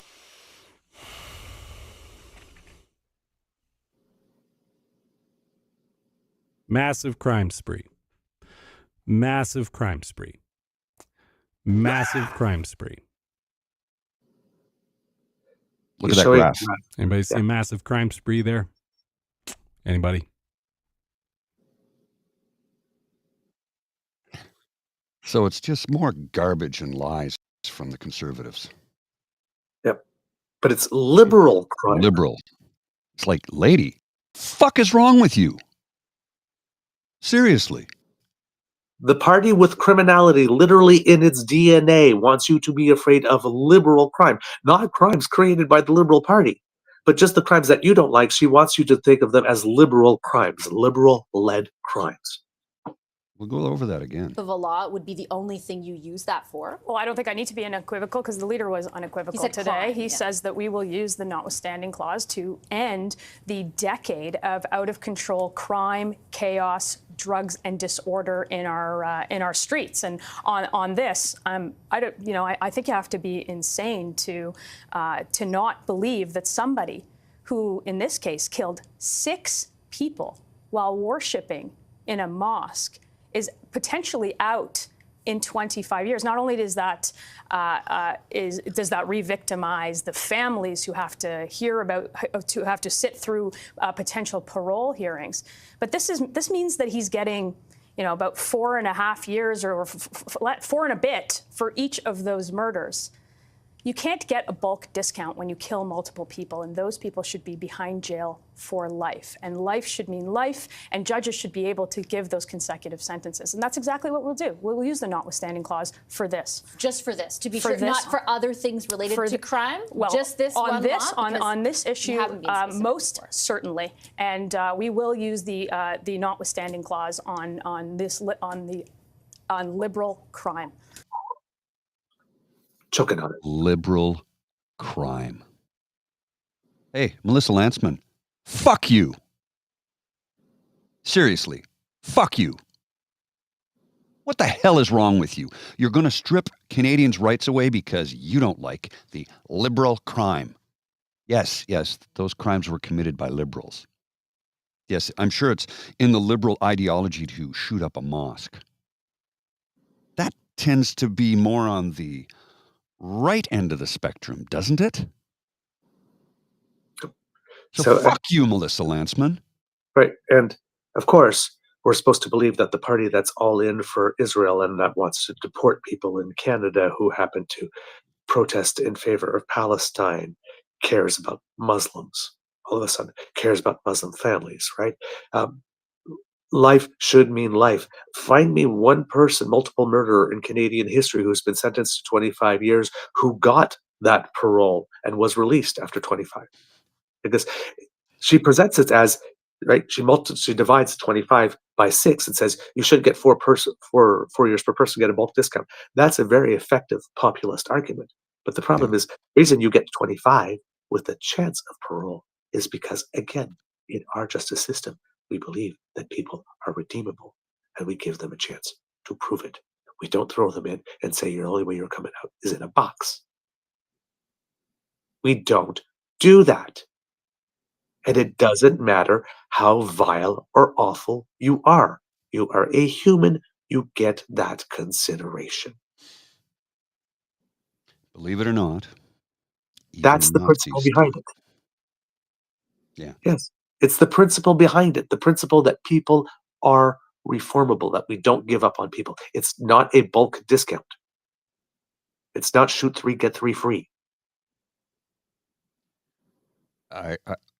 Look, my disdain for her is runs long and deep, and with that, it goes much further now. I physically hate that woman. I physically hate her. Like, she's framing this, the way she's framing it. Yep. And again, I belong to no political party. I never have, and I never will. I'm not a liberal. I'm not a conservative. I don't belong to the Green or the NDP. I vote for the best candidate in my riding who will do the most for my community. But who I vote for is my business. I don't tell that to anybody ever. But this is not on. This is bullshit. The hell is wrong with her? Sold her soul. Oh my God. I'm sure the rainbow community is like, you're out. You're out. So let's continue a little bit because she says another thing in the next couple of minutes here that's a little But liberal-driven crime in this country. But there is nobody that believes that they are safer after 10 years in the streets. We've had gun crime go up. See, that's a dog whistle. Yep. It's a dog whistle. And you'll have people who won't pay attention to what she said, and it will register with them. Oh yeah, the liberals are doing that. And again, let's go back over here and have a look. The statement from Steve Boots about how showing point blank, showing the graph in real time. Talk about house arrest for a moment. Why do we do house arrest? Do you know why? Because incarcerating people is insanely expensive. Do you know what's a lot cheaper? Leaving them in their homes where they can be monitored and are responsible for their own food, their water, their hygiene, all that stuff. They take care of all that instead of needing to have institutional solutions for it. You don't need to provide bathrooms and showers and food and support and all this stuff. You just put them on house arrest. But more than that, a reminder, somebody on house arrest is there because they have not been, in most cases, someone is on house arrest because they have not been committed a crime or convicted of a crime. They are awaiting trial. And so if you want the government to be able to lock people up without trial as they please, then you and I have very different ideas of the powers that a government should have. Like, if you are a supporter of this, do you want the government to be able to lock you up indefinitely without trial? I don't. Brought in. Mr. Carney said yesterday when he was asked about my 3 strikes you're out policy, he said, well, he thinks that he doesn't like the baseball analogy, but he does think that criminals should face the full force of the law. The problem is the liberal laws have no force. And that's the reason why we have so much crime. Liberal laws allow the offenders to be out 60 or 70 times in a row. Don't be fooled by whatever Mike Carney promises today. He had the public safety minister who allowed Paul Bernardo out of a maximum security penitentiary. He didn't. I think Steve was probably going to make the same one. The public safety minister doesn't make that decision. Sorry, I hit the button by accident. I didn't mean to kill that. We'll go back to that for a second. No. Okay. You want the minister to be weighing in on the treatment of individual convicts. Is now Mark Carney's Liberal Chief of Staff. David Lametti, the Liberal Justice Minister who kept in catch and release bail and house arrest for rampant offenders, is now a paid advisor of Mark Carney. This electing the same Liberals for a 4th time is not going to change what they do on crime. If you want a real change on crime, what you need is a new government, a conservative government that will lock up criminals with a 3 strikes you're out law, bring jail and not bail, ban the hard drugs, close the drug dens, give 50,000 deserving people the treatment and recovery they deserve. What we need is a new government with a real change to bring home the Canadian. I can't take any more of his shit. I'm sorry. It just. We'll go back to Melissa here. My apologies. I just have to share that. We keep losing Mr. Beaver for some reason. I'm not sure why.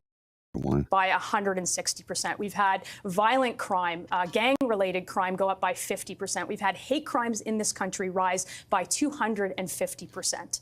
And each and every person feels like they have been victimized in their own neighborhoods, on their own streets, in their own homes, taking public transit. So we will use the notwithstanding clause on this and on to fight liberal crime that they've unleashed into this country. With great respect, that's 2 different things. And I'm not trying to take away from the criticism, and we'll ask your colleague about the record of the last 10 years on crime. Well, he doesn't want to talk about the record of the last 10 years. Just let me finish. There's a big, just saying, this one law and invoking the notwithstanding clause, which again does suppress a right. The use of it does suppress a right as granted by the Charter. The use of it actually protects the rights of Canadians. It protects So is it doing that in Bill 96 or Bill 21 it certainly in Quebec? protects the rights of those who have been victimized by crime. It protects every single Canadian. It protects them from things like Bill C-75, which has allowed repeat violent offenders out on the streets. It protects people from Bill C-5, which took away mandatory minimums for the most violent offenses. Those are the things that we are going to reverse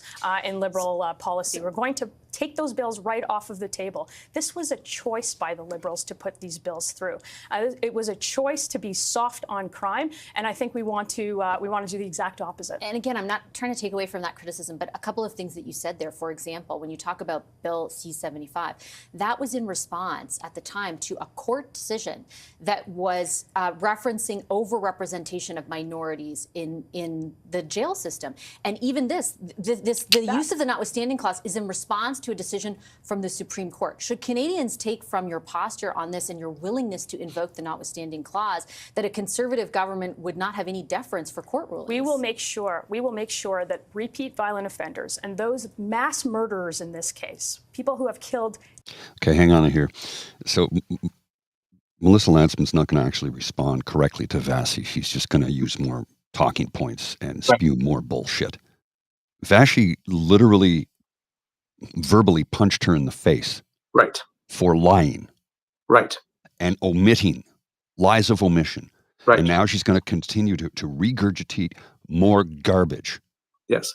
You'll notice. I don't always love Vashie, but when she is on, man, is she on. Yeah. Now, you will notice that as Melissa Lantsman keeps on bulldozing her way through this interview, trying to talk over Vashie and report, Vashie asked her about, well, what about Bills 21 and 96? Quebec. She goes, we'll protect them against crime. And then she went to C-75. She bypassed 21 and 96 completely because 21 and 96 have nothing to do with crime. Yeah. In Quebec, right? So, and then C-75, what she's talking about, as Vashie Capella says, yeah, but courts ordered that. And again, right, she's coming back, right? We're definitely going to use the notwithstanding clause on those multiple murderers and all that kind of stuff, even though not one in Canadian history has ever been released. Ever. I guess, and again, but remember earlier she said, but also on liberal crime. Yeah. So she's going back to making it look like she's only going to use it in the worst cases. Again, trying to dissimulate that. Again, she always goes to the worst case scenario. The thing that everybody needs, the monster under your bed that everybody's afraid of. Like this, but forgets that the law applies to everyone. That's everyone. That's it, though, sir. They want you to be afraid of the hidden boogeyman, the monster under the bed. They want you to fear that. They absolutely want you to fear that. Because then they have power over you. Yep. I've never met.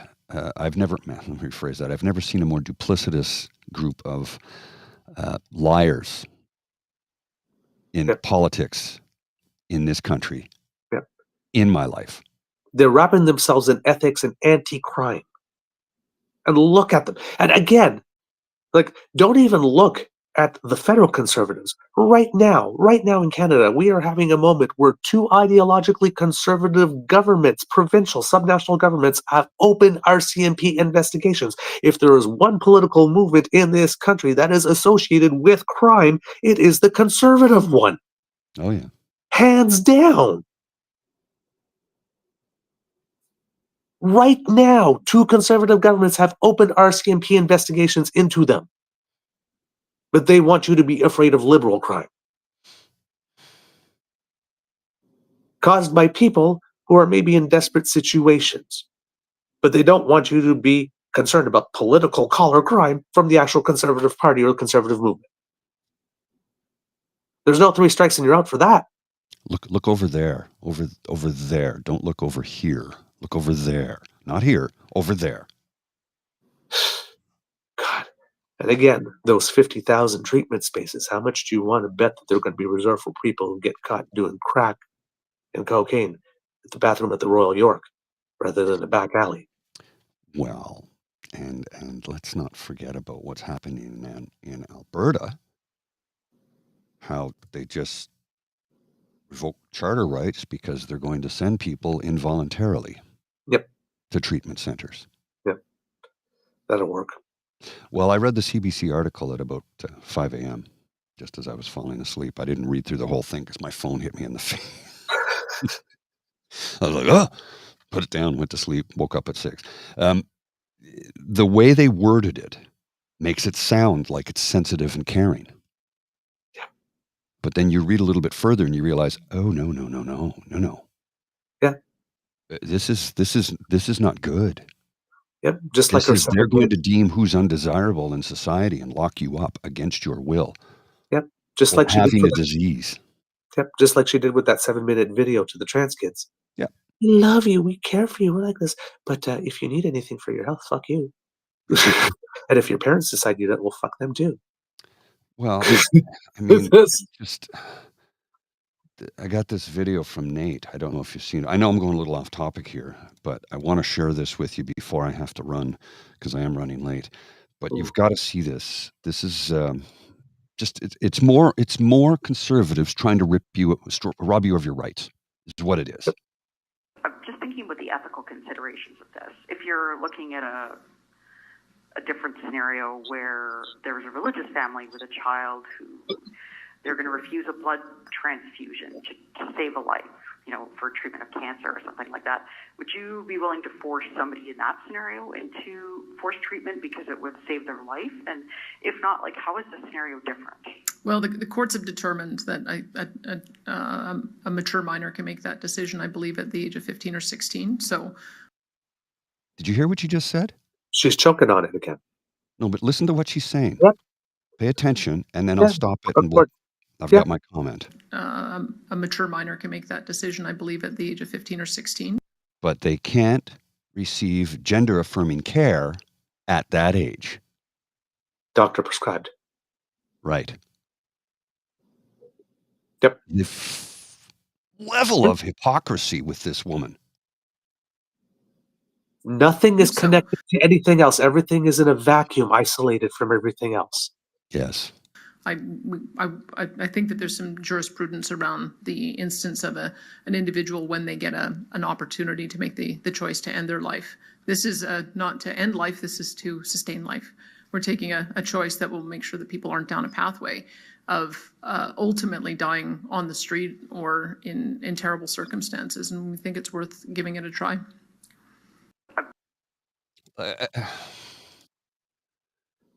You do not get gender-affirming care because you're not adult enough.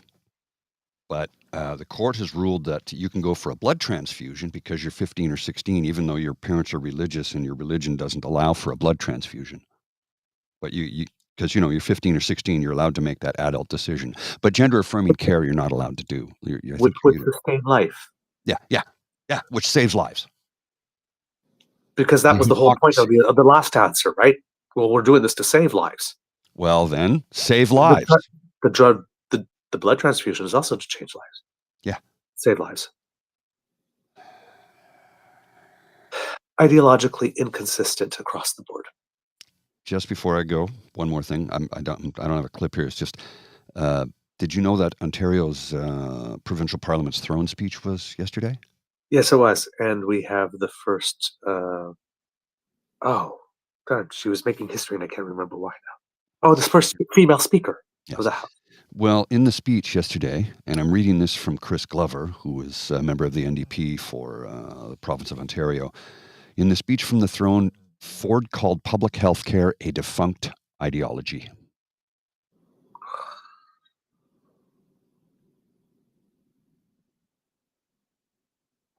God. Oh, Ontario, what have you done? A defunct ideology. How soon before we have wellness centers in Loblaws and superstores? They already have. They already have pharmacies and medical clinics. Yes. Next, they'll have wellness treatment centers for addictions. Soon they'll have surgery centers. Yeah. We're being sold down the road, folks. Yeah. The Premier of the province of Ontario said public health care is a defunct ideology. Yeah, I know. I thought you would use your OHIP card and never your credit card. Isn't that what he said? That's what he said. That thing until they get to the point where they remove it. Okay, I really have to go. I got a very anxious puppy dog here, and then I got to meet somebody shortly. So thanks for coming out, everybody. Sorry I have to run, and sorry I had to take a few minutes away to take care of something here. But, life gets in the way sometimes, My words of wisdom today, be kind to and gentle with yourself. I'm stealing them from you, sir. All right, sir. Absolutely. Thanks. All right. So, a couple of other things. Unfortunately, I won't be able to have the visuals for you, but that won't stop anything here. With regard to the debate tonight, Poilievre also has a couple of other problems on the campaign. He's not going in there with a lot of momentum.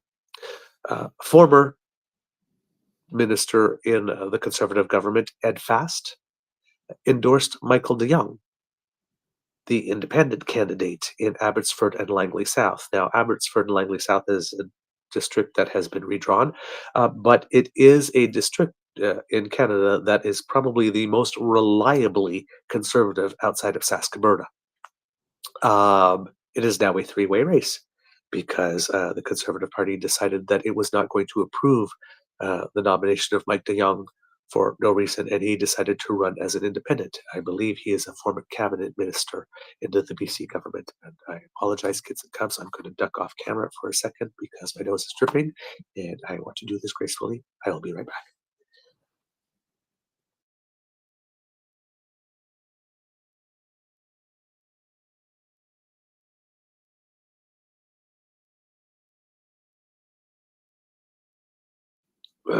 There we go. And I also turned off the sound so you didn't hear me blow. So that is not very good. As well, it would seem, kids and cubs, that there is a group of people who wear boots who decided that they were going to support the suit. So for all of Pierre's attempts to to get some blue collar union vote, and I mean he is getting some. He's not scoring across the board. So yesterday, I believe it was a carpenters association, if I'm not mistaken, that came out. Yes, the Carpenters Regional Council gave their endorsement. It's a group called UBC Built. Gave their endorsement to Mark Carney yesterday. So that was a bit of an interesting development as well for the Conservatives. Let's see, what else have I got for you here? Sorry, I'm going back and forth between devices to get the information to you here since I don't have Mr. Grizzly. Then, if anybody remembers former Ontario Progressive Conservative leader Tim Hudak. He ran an election campaign that he lost.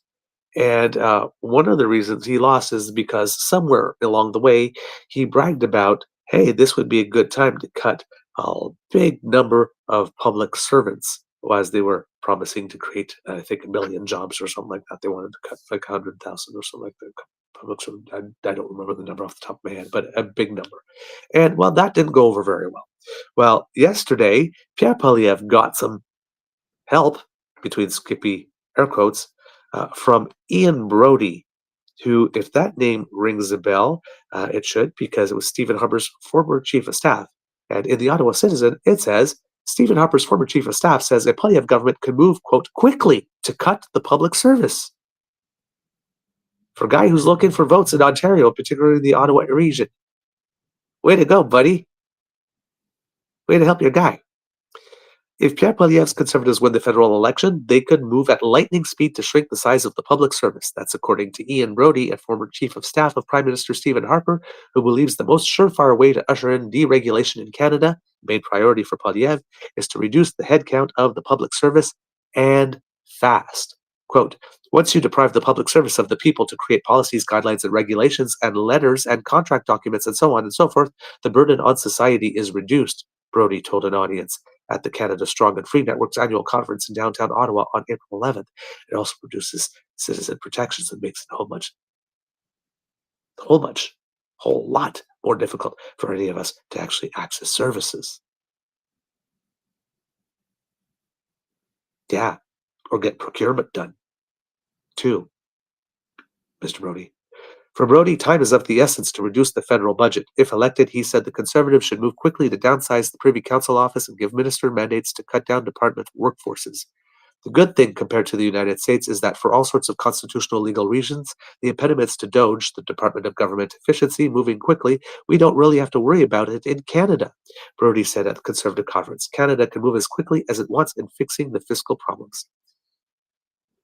Wow.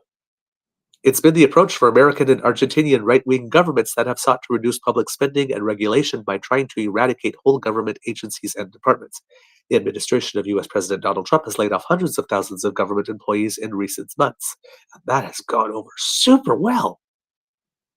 Poilievre's Conservatives has said they will reduce the size of the public service through attrition, which would shed 17,000 jobs a year.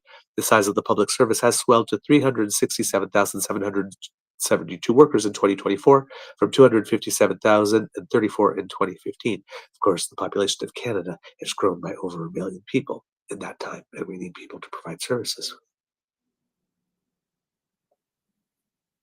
Kind of matters, right? As the population grows, you need more people to provide services to them. When reached for comment, Sam Lilly, a spokesperson for Poilievre's campaign, said that not backfilling, quote, lower priority vacant positions while ensuring priority positions in key areas are filled is one of the available strategies the Conservative government can use. Quote, not only that, but the Liberals massively expanded the use of external contractors and consultants, spending $20 million every year for work that could be done internally, Lilly said in an email in a statement. But if you want to bring that work in to be done internally, then you need the staff to do it. Right? The messages don't make sense when you listen to them all together. They say everything and their opposite. We will rein in the waste and ensure Canadian taxpayers receive value from their public service. Conventional wisdom would hold that the deepest cuts the government make would come early in the mandate, but a possible looming recession caused by the global trade war could change that dynamic. Donald Savoy, a longtime scholar of the public service, told the Ottawa Citizen previously that any new government will have to wait until Trump's tariffs are settled before launching any systemic cuts to the public service. Conservatives won't care about that. Poilievre's opponent, Liberal leader Mark Carney, has said he intends to cap the public service. He has said his reductions would come through efficiencies in artificial intelligence, using similar language to UK Prime Minister Keir Starmer, who is looking to reduce the British public service by thousands. Carney has also said he would split the federal budget between capital and operating spending. For capital spending, such as investments in Canadian infrastructure, Carney intends to run a small deficit. However, Carney has vowed the balance to operating budget in 3 years, likely meaning significant cuts to the public service over that time period. When the Ottawa Citizen reached out to the Liberal campaign to ask for more details on how such cuts could take shape, they pointed to Carney's economic pillars that outline a plan to slow the growth of government spending, cap the size of the public service, and use technology such as AI to reduce inefficiencies. NDP leader Jagmeet Singh has said that he opposes any cuts to the public service, pointing to Trump's tariffs as a reason for more, not less, public sector jobs. So there you go. So talking about crime, talking about firing people so that, again, a government that wants to boost the economy and says that wants to make life better for you, running on, hey, look at how many jobs we can cut in the public service. Contradictory messages being sent. Then, finally, big news yesterday as well. As you know, the Conservatives are making a lot of hay about Brookfield Asset Management and Carney's time there and things that Brookfield has done, like, for example, used taxation structures going through foreign countries, or getting a loan from China, and of course moving the headquarters of a small subsidiary of the company to the United States to meet its appropriate fiscal duty so it could be listed on U.S. stock indices as the law over there requires.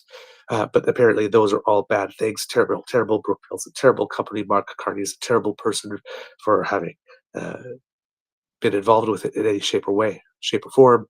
And then we found out that Pierre Poilievre and some of his holdings had a general ETF that had some Brookfield holdings. Now, when that happened, people made a big deal out of it. We said, and this was one of the times, right, where we might have surprised some people, saying that we should be fair because, well, Brookfield is about 10% of the TSX, and it's kind of hard to be involved in any Canadian ETF that wouldn't have some Brookfield. But in this case, there are 6 conservative MPs and some of their spouses who not only have like a general ETF that has some Brookfield, but have actually bought specific Brookfield shares. They actually own them and have them. They own them and they have them. So, according to conservatives, or at least these 6, but let's say conservatives, Mark Carney was so terrible at his jobs, plural, at the Bank of Canada and the Bank of England, that when he was co-chair and then chair of Brookfield, conservatives personally invested in the company. What a vote of confidence, right? Now, you may be wondering, who are these 6 people who think Brookfield is terrible, terrible, terrible, but not so terrible that they don't own personal shares in Brookfield? Well, one would be Conservative Party of Canada MP Scott Reid. Another one would be Cheryl Gallant, one of the original Reform Party people. Then you have Greg McLean, you have Stephen Ellis, you have Scott Davidson, and last but not least, Melissa Lantsman. Again. And apparently her spouse too. And of all people, her in particular, Melissa Lantsman, has owns some product that happens to go through Bermuda. As they are criticizing him for it in their disclosures, they own Brookfield. And Melissa Lantsman specifically owns a product that goes through the Bermuda thing, even though they are crying about tax shelters and we're going to shore that up and ethics and all that. Just like when Rhoda Ambrose was on a billionaire's yacht with her very rich boyfriend while they were complaining about the Prime Minister being on the Aga Khan's private island. At least the Aga Khan was an honorary Canadian citizen, as deemed by the Conservatives. But, well, then he got a little Trudeau on him and then they had to throw him overboard. Just like they did David Johnston, by the way. Just like they're doing Mark Carney, by the way. Yes. Again, if the Conservatives are screaming about a Liberal doing it, it's because they've done it, are in the process of doing it, or have plans to do it very soon. It seems to me. So there goes the Brookfield argument. Right? Company was so bad. Carney did such a terrible job, so unethical, that they decided to invest in it personally. It just... You'd think that before making these attacks, Jenny Byrne would have asked all MPs, go through your stuff. And if you own any Brookfield, it might be time to get rid of it. Or How many of you own Brookfield? Oh, that many. Okay, maybe we should go ahead with this attack then. But no. But no. Just swing. And then, hope it sticks, that nobody goes look. So yeah, not great. So all of these issues, all of this bad news keeps on befalling the party, right? A former minister is supporting an independent candidate over the conservative candidate. Elissa Lansman's trying to rebrand crime as liberal crime. They're talking about using the notwithstanding clause on a whole bunch of stuff, but they'll only say one thing specifically, and the other one will just be, well, we'll see. They're invested in Brookfield.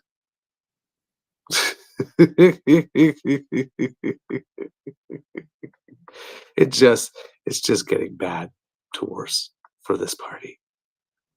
They're talking about cutting jobs. You got unions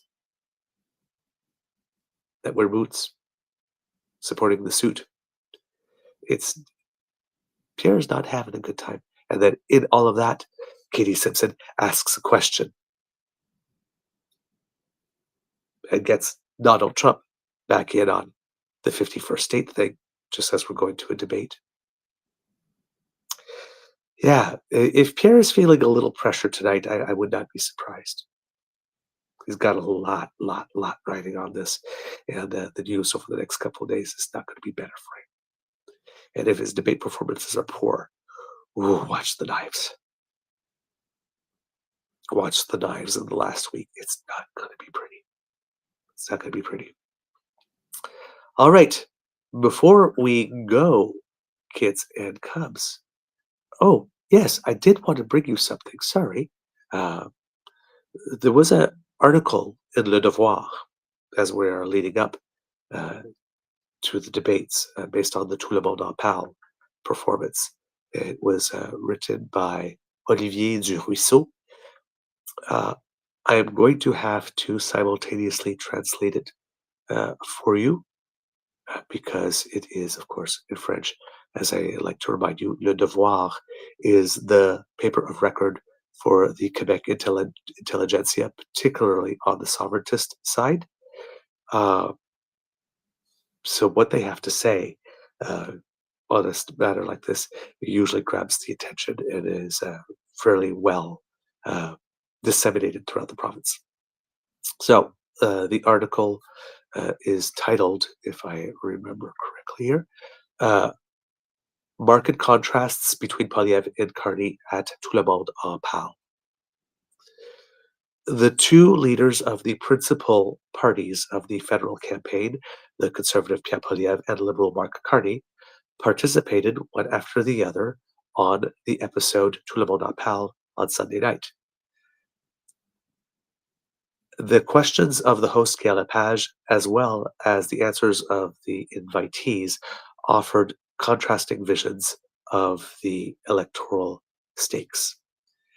While Mr. Poilievre adopted a more ideological view, even what some would say philosophical, on his electoral promises, Mr. Carney was asked about more concrete matters, such as his recourse to tax havens when he was at the head of Brookfield Asset Management, or again, his position with regard to Bills 96 and 21 in Quebec. A contrast had imposed itself right from the get-go. Mr. Poilievre, who intervened first, even though both candidates, this is an aside in here, even though both candidates have never appeared at the same time on the set. Mr. Poilievre was looking to bring up the level of popularity of his political party because the voting intentions have been rather low over the past 2 months, while we were, of course, in January, assuming that he was going to win with a large lead. In fact, according to the projections of the aggregator of Quebec 125, the Conservative Party would only obtain at the moment that of the writing of this article 122 seats against 194 for the Liberal Party. Let's remember that 172 are required to obtain a majority. Mr. Poilievre has even let slip, but not without humor, that he missed Justin Trudeau a little bit, evoking in advance that he was ahead of him in the polls only a few months ago. So it is therefore a Pierre Poilievre who is smiley, who appeared on the popular show, looking openly to rid himself of his Trumpian image and multiplying references to Quebec culture with the goal to please the Francophone public. Quoting a conversation that he had with former Prime Minister Péquiste Lucien Bouchard, he declared, I have been leader of the opposition. Now I am presenting myself as Prime Minister. It's the time to break out hope. Not sure that that's in his wheelhouse. The Conservative leader, nevertheless, spent most of the time of the interview of painting a somber portrait of the heritage of the Trudeau era. Quote, the Quebec is at the point of rupture, had he said, invoking the increase in the number of asylum seekers before deploring after the effects of the housing crisis. His plan in terms of housing advocates that, among other things, that he will suppress or eliminate the HST on the houses, the GST, I should say, on housing purchases of new houses of less than $1.3 billion. Sorry, the sentence was written in a weird way to translate there. Mr. Poilievre has most of all defended himself at the end of the conversation, reminding the audience that he did not want to reduce the financing of the Francophone services provided by Radio-Canada, even though that he has promised to dismantle the CBC. He said the state should not do what the free market should, while arguing that the private sector proposes an abundance of news and culture in English. Try to create the difference, saying that CBC is not needed because there are more than enough providers, but Radio-Canada is needed because there are not enough alternative providers. We made the point on the show that there are actually a similar number of providers in both, because there are 3 or 4 networks in Quebec, not counting specialty networks, and all of them run 24 hours a day. So there's the equal amount of programming, but just a smaller population base and a smaller group of people to do it. Let's remember that Mr. Carney, in turn, said that he wants to increase the financing of the public broadcaster to the tune of $150 million per year, and then wants to make sure that this financing is statutory in order to protect it from the whims of politics. The Liberal leaders, the Liberal leader to whom Mr. Lepage asked more questions, notably because the Liberal leader's answers were frequently more succinct, did not mention anything about CBC in their interview. Mark Carney seemed to want to be more well known by the Quebecois, reminding them of his experience as Governor of the Bank of Canada, Governor of the Bank of England, as well as the Special Envoy for Climate Action and Finance at the United Nations. I'm not perfect, he admitted, in reference not only to his mastery of French, but also to a couple of flubs at the beginning of the campaign, notably, goofing up the name of Nathalie Provost, who is a victim of the Polytechnic shooting, and having associated that to the Concordia University. Quote, he said, I make mistakes, but I try to be transparent, and for me, it's better to be that way.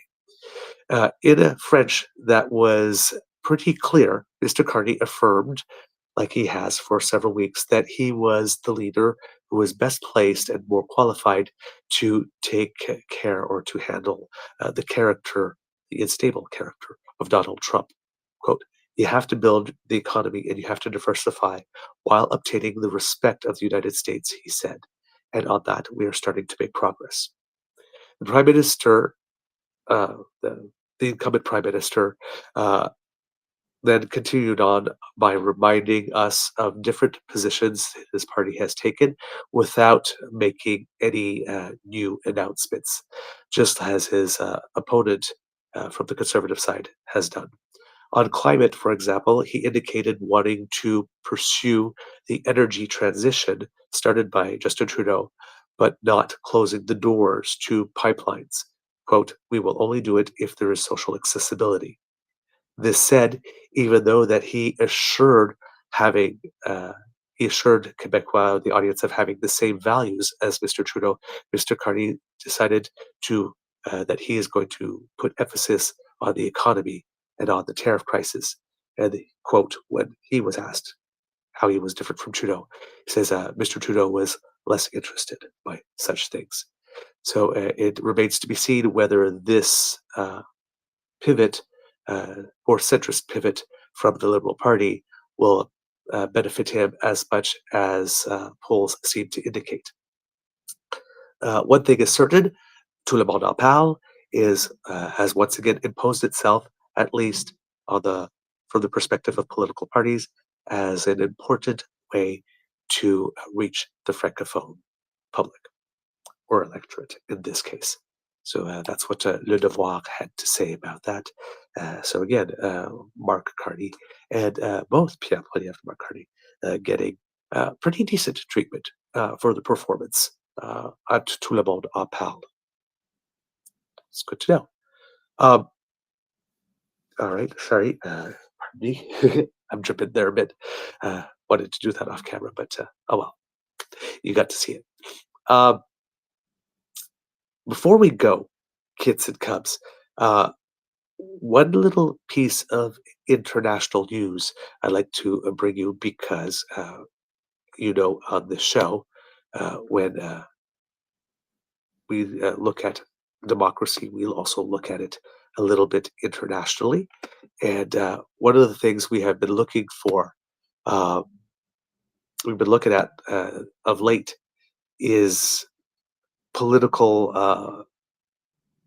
operatives, leaders of nations that have been being held accountable for things that they do that are definitely not okay. Recently, we have seen Brazilian, I think it's president in Brazil, Jair Bolsonaro, get caught and sentenced. I believe Sarkozy recently in France also was convicted. We had in South Korea the president who tried to declare martial law. We had France Marine Le Pen as well lately, and wondering why it can't happen in the United States in particular. Well, there's another country which had happened, and it was Peru this time around. It seems that Peru's ex-president and the first lady were sentenced to 15 years in jail for money laundering, of all things. So this is according to Reuters here, Marco Aquino at Reuters, saying a Peruvian court on Tuesday sentenced ex-president Ollanta Humala to 15 years in prison for receiving illicit campaign funds from a Brazilian construction firm, making him the nation's latest former leader to head behind bars. There's a bit of an issue in Peru with this. Humala and his wife were accused of receiving funds from Brazilian builder Odebrecht, now known as Novinor, in a successful 2011 election campaign. Humala's wife, Nadine Heredia, was also sentenced to 15 years in prison on Tuesday. Peru's foreign ministry said that following the verdict, Heredia entered the Brazilian embassy in Lima to request asylum. According to one of Humala's lawyers in Brazil, Marco Aurelio de Carvalho, Heredia has cancer and had previously requested permission to travel to Brazil for treatment, but the request was denied. In talks with the Peruvian government, Brazil is negotiating a safe conduct path that would allow Heredia to leave Peru and travel to Brazil. The Brazilian government source said the source declined to be named as the ongoing talks are confidential. Humala, a retired military officer who led the Andean Nation from 2011 to 2016, will likely carry out his sentence on a police base built specifically to house Peru's jailed leaders. They had to build the base because there were so many of them that were corrupt. Former Presidents Alejandro Toledo and Pedro Castillo are currently jailed at the site, while Alberto Fujimori stayed there until his release in 2023. During his trial, which lasted 3 years after an investigation which kicked off in 2016, Humala decried the charges as political persecution. Prosecutors alleged Humala received illicit funds in his 2011 campaign against Keiko Fujimori, the other former president's daughter, through Humala's Nationalist Party. His imprisonment will be effective immediately, even if he appeals the conviction. The court is expected to continue reading out the full sentencing over the next several days. Humala's lawyer, Wilfredo Pedraza, called the sentence excessive, saying prosecutors failed to prove the illegal origin of the funds. He said the defense plans to appeal once the final ruling is issued on April 29th. In one-time construction colossus, Odebrecht has admitted that it doled out bribes to governments across Latin America to help build its vast empire. It changed its names to Novornor in 2020 and is currently undergoing bankruptcy proceedings. Humala is Peru's second former president to be jailed and the fourth to be implicated for his role in the sweeping graft case known as Lava Jato. In 2019, former President Alan Garcia killed himself by gunshot wound as police descended on his home to arrest him for alleged corruption related to the firm. Yikes. The year before, Pedro Pablo Kuczynski was forced to step down after just 2 years in office. Meanwhile, Toledo was sentenced to 2 decades in prison last year after receiving $35 million in bribes in exchange for public works contracts. Former Odebrecht executives have said in Peruvian court that the firm had financed nearly all presidential candidates in the country for a nearly 30-year period. And that's why so many of them got caught, went to jail. So just a little bit of news there, kids and cubs, about justice and fairness and democracy breaking out slowly across the world, because it's nice to know that leaders who do corrupt things can be held accountable. All right, kids and cubs, that's the end of this episode of the Daily Beaver Morning Show. We hope that you love listening to us because we love making this for you. Remember, sharing is caring and word of mouth is priceless, so please tell your peeps and poops all about us. If you would like to make sure that you do not miss an episode of our show, kids and cubs, especially in podcast form, you do not have to. Thanks to the Ray Girl who sponsors our pod page.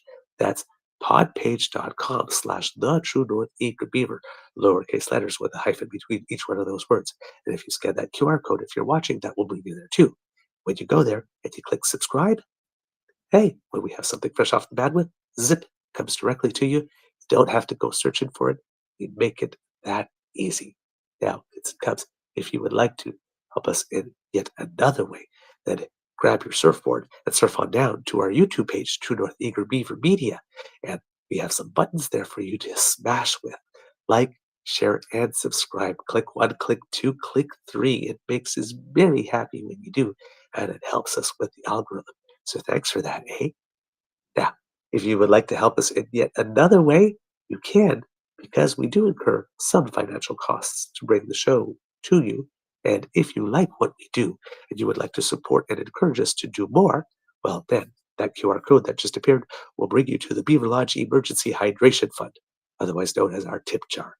If you're listening at home, that's coffee, ko-fi.com/eagerbeaver. If you go there, you can leave us a little something to let us know that you appreciate the show and that you would like more of it. Anything that you're able to contribute, because times are tough, we know, is very, very, very helpful. And we thank you for your generosity.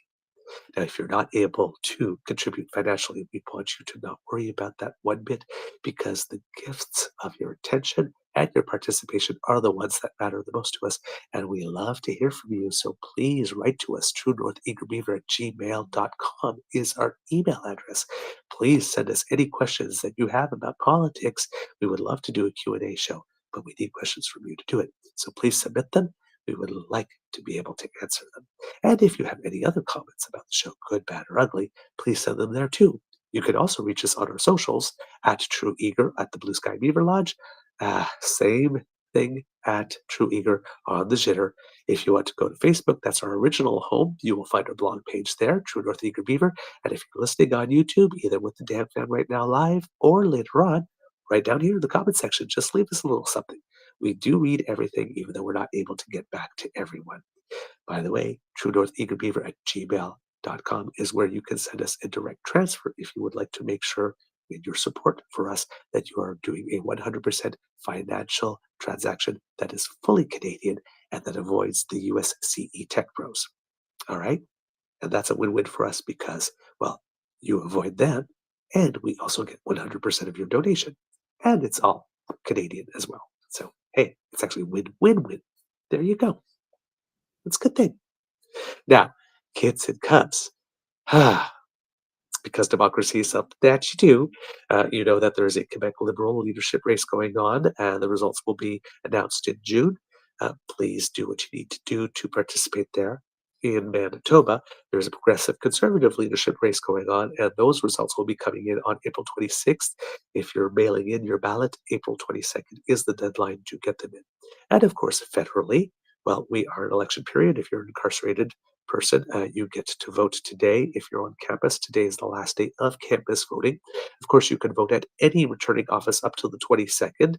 You do have to bring your proper ID with you and know the name of the candidate that you want to vote for, because you're going to have to write their name out on the ballot.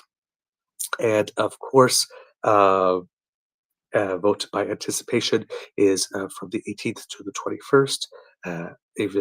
Even on holiday Easter Sunday, it is open. So please make it a plan to go to vote. And I know that there are other voting provisions being made for people who are in care facilities and stuff like that. So please look at that as well for your opportunity to vote. But do get out and vote. And remember, kids and cubs, please plan your vote and talk to people all around you about voting. Try to encourage them to go, bring people with you, make it a party, make it a social event. But we need a high turnout this time. So please vote, vote, vote, vote, vote, vote, vote. All right. Words of wisdom. Mr. Grizzly gave them to you earlier, so we will leave you with that. Of course, they were the similar ones as I was going to say. It could be a tough world out there, so please be kind to and gentle with yourself. And you know what? I am going to add a little word of wisdom. I'm going to quote Saucy, who I believe is quoting someone when she says, "A vote is not a Valentine; it's a chess piece you use with which to move to change the world." So please do vote. And if you have the luxury of it, vote for something bigger than yourself as well. It matters. All right, kids and cubs, I'm back on the phone. So let's see if we can stick the landing. But I'm going to come back to you with a little bit of an Easter egg. So first, before I do that, let's take down these little QR codes so that we can see everything. And then let's make sure that we stick the dismount today. Here we go. You are listening to a True North Eager Beaver Media Incorporated podcast. The True North Eager Beaver podcasts are proudly brought to you by our founding sponsors, the Misfit Mysteries from Corvid Moon Publishing, your source for science fiction, fantasy, and cozy mysteries featuring a broad diversity of characters.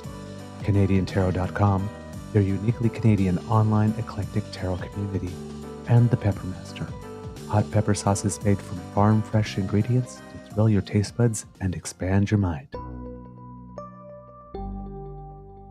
We are grateful to the Crier Media Network for its support, Pete Jarvis for our artwork, and Paul Joseph Something for our opening and closing sequence music.